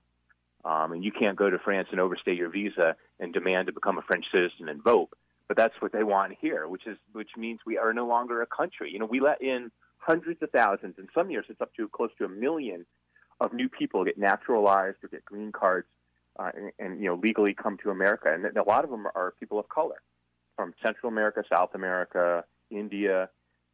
So it's not that this is some sort of racist system or Trump's a racist or Republicans are racist. They're doing this. We're trying to figure out that there's a certain number that can come in every year, and we allow them, and we just can't have chaos. We just can't have an open border where anyone can come in. Because one, you just can't have that many people come across and trying to come into this country. Yep. And then two, there's the legal aspect, the drugs, and people taking advantage of it. I'm out of time, Kevin. So, hey, thanks for the call. We'll talk about it when we come back. Okay, cool. All right, thanks for the call. All right, we got to pay a couple bills. We're having a spirited discussion on immigration. That's why we're here. We need to explore all aspects of this. So we'll be back with more on immigration right after this. 25 minutes for the top of the hour. It's Thursday, March 28, 2019, 34 degrees outside. Shane Matavin on the line with me from Vancouver, British Columbia, and Tom Eagleoff, your morning mayor in the house, and got Rabi Ed. We got Pastor Jody. We got Dave Johnson, and Shane has a couple observations and a question for you guys. I want to thank everyone in the house for being here. The first observation I have is that I appreciate that you all agree with your president and that there is a crisis on the American-Mexican border. That's important to designate. The second thing is that, you've defined initially this is a migratory problem or migrants coming to your country. They are not migrants, they're refugees. And there's 75 million refugees in the world. So under that guideline, the United States should be accepting the UN guidelines for detention guidelines about refugees, and that would solve the problem. So my feeling and question is to all of you is refugee status, should it be applied based on the guidelines set by the UN, which means they have to return to their countries, or should the U.S. Immigration laws change to define their own refugee status? So as I understand refugee status is something granted when you're living in outside of a country. You can't come to the U.S. and then be named a refugee. You can come to the U.S. and ask for asylum status, but to be named a refugee, there's some very strict regulations about that the United Nations established decades ago and are being followed around the world. I don't think that they're all coming as refugees. I think people are coming with various kinds of migratory needs and desires, and so the refugee portion of that is actually a really small part of that coming to the being allowed to come into the United States. That's why the Democrats use the word migrants and not refugee. Well, what I can answer from the Church of Jesus Christ of Latter-day Saints perspective is it's not, we in this issue don't take a position of saying we think this government should do that or this government should do that. What we do recognize, I think all of us agree, is that there's a large problem. It is the responsibility of individual governments to solve that. We pray for them to be able to do that in the right way, but also as a people of faith, and for us in particular, people of Christian faith, we wonder can we best help these people? Perhaps for some, it's to welcome them to our country, whichever country that might be. Again, it's a worldwide church that I belong to. But it might also be, how can we help people where they're at now through aid or education or or service or improving of life. And so because it's a complicated issue, I think we need to look at the entire picture and not just people sneaking across the border in America. All right, let's take a phone call. 522-TALK is the number. Caller, you're on the air. What's your comment? What's up? Hey, good morning, Tom. My comment is you hit the nail right on the head, Tom. Our problem developed because I don't think most Americans have any problem. We're a nation of immigrants. If they come here legally and want to assimilate, and you hit the assimilation aspect of that, you know, the problem, there's an old adage there that says, don't take my kindness and generosity as a weakness to be exploited. And that's what's going on with a lot of this immigration issue. I'd remind the rabbi, Nehemiah, went back under Artaxerxes to build a wall. There was a reason for that. And I wonder if he advocates the same thing for Israel. Should Israel allow rabbi Palestinians to come in at their free will anytime they want to and cross the border of Israel without assimilating? That's ridiculous. Well, it's a great question. Thank you for that Thanks question. For the call. Yeah. So right now, if we're talking about Israel, so the West Bank, the occupied West Bank, is where is a great majority Palestinian, but within Israel, 20% of the citizens are Palestinian, and so I'm not, and Palestinians have a different language. I'm assuming they were vetted before they were allowed to come into Israel. Actually, the Jews were vetted. The Palestinians were there first. Wow. the Jews came in, and they weren't vetted. No, they just took over. Well, but it was the promised land, though. Come on. Well, no, I support the state of Israel. Don't get me wrong. Yeah. But the Palestinians were there when the Jews arrived, and the 20% who were there were all of them are now at this point descendants for people who were there at the time Israel was established. So, and the rest were at the time when Israel was established, moved to the West Bank. Forcibly in most cases, sometimes under threat, and they won so-called voluntarily. But the question of assimilation that the caller raises is a good one. From what I see, people coming from Latin America are thrilled to assimilate. Now, does that mean that they can't speak Spanish at home? No. Why not? One of the things that has made America great. Let's talk about making America great. Is the multiculturalism, is that we have synagogues and we have churches, and that there are lots of different churches with lots of different cultures to them.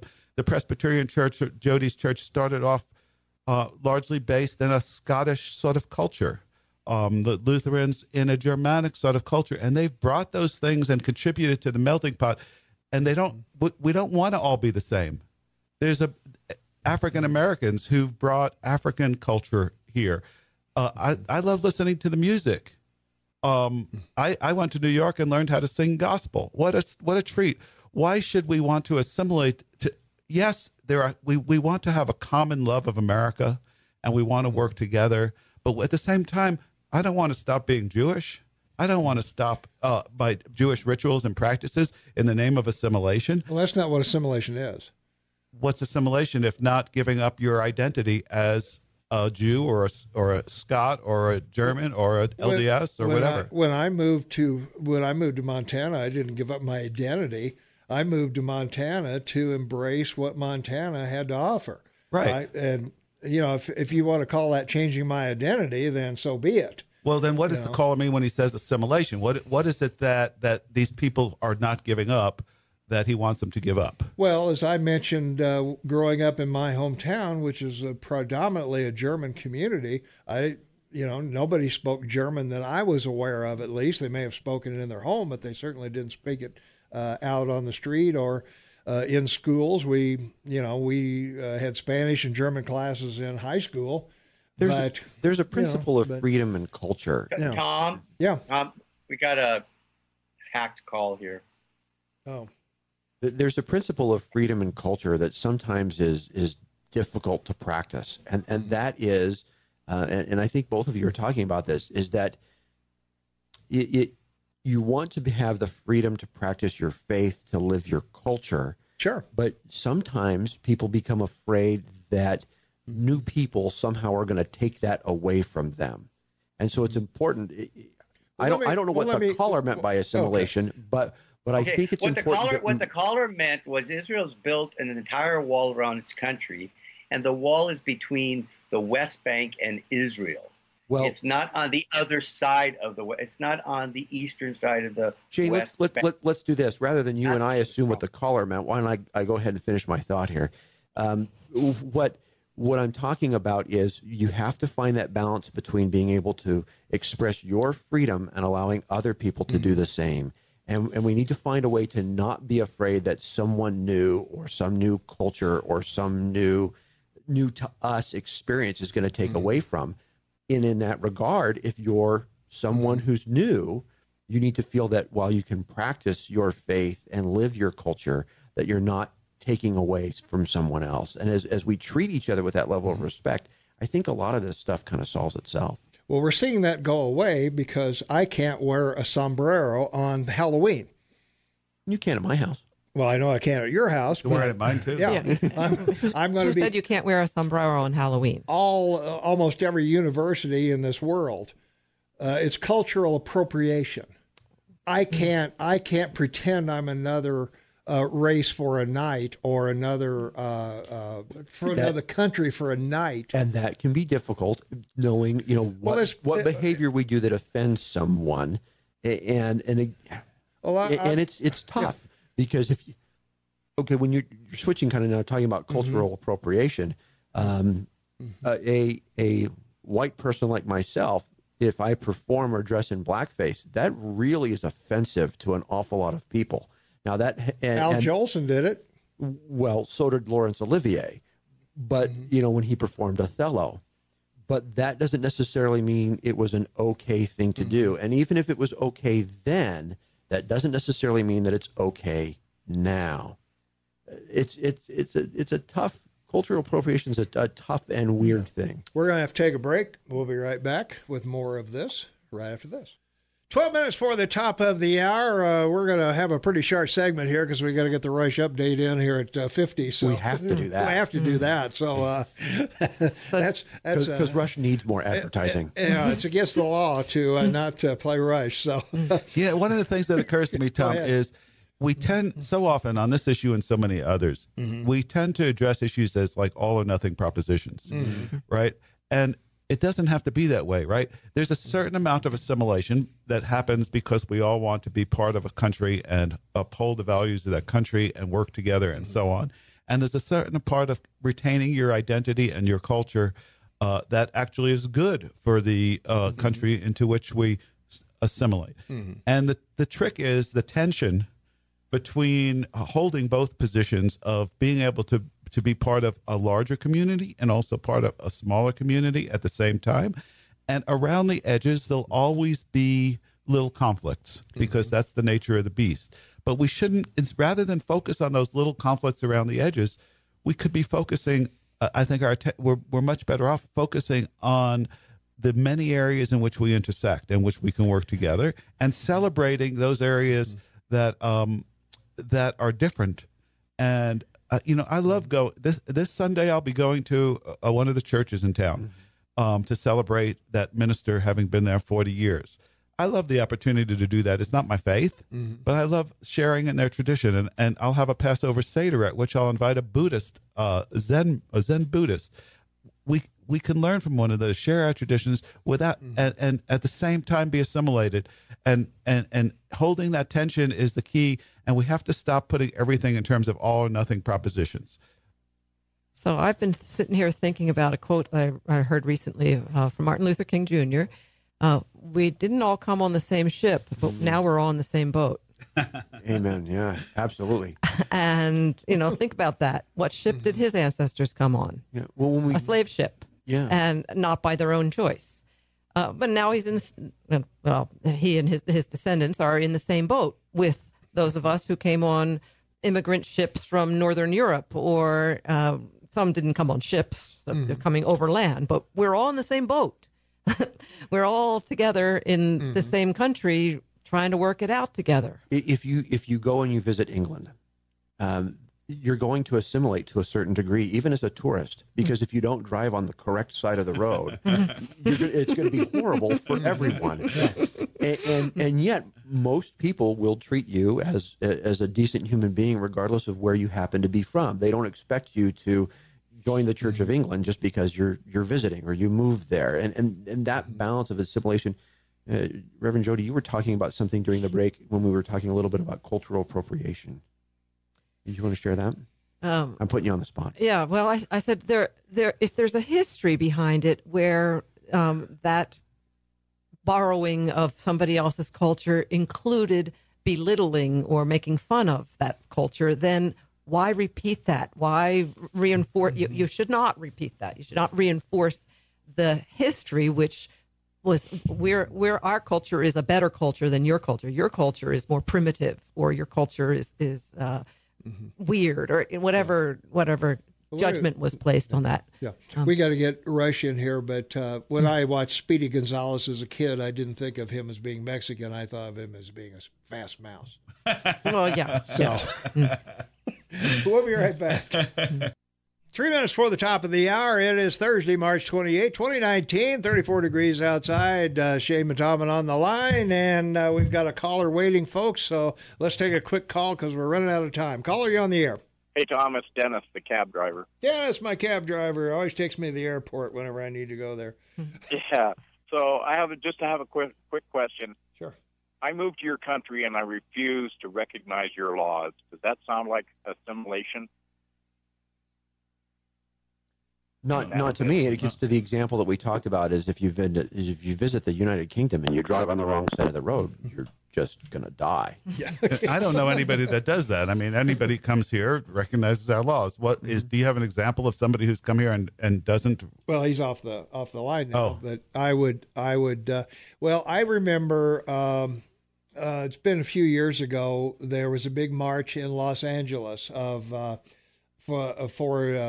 immigration. And as far as you could see were Mexican flags. And they got beat up for that in the media. Next March, everybody had American flags. So, but that's not refusing to follow our law. No, it's not refusing to follow a law. But what I mean is do you put yourself ahead of the country you're in? Well, how do you feel about the march every year in New York where people carry Israel flags?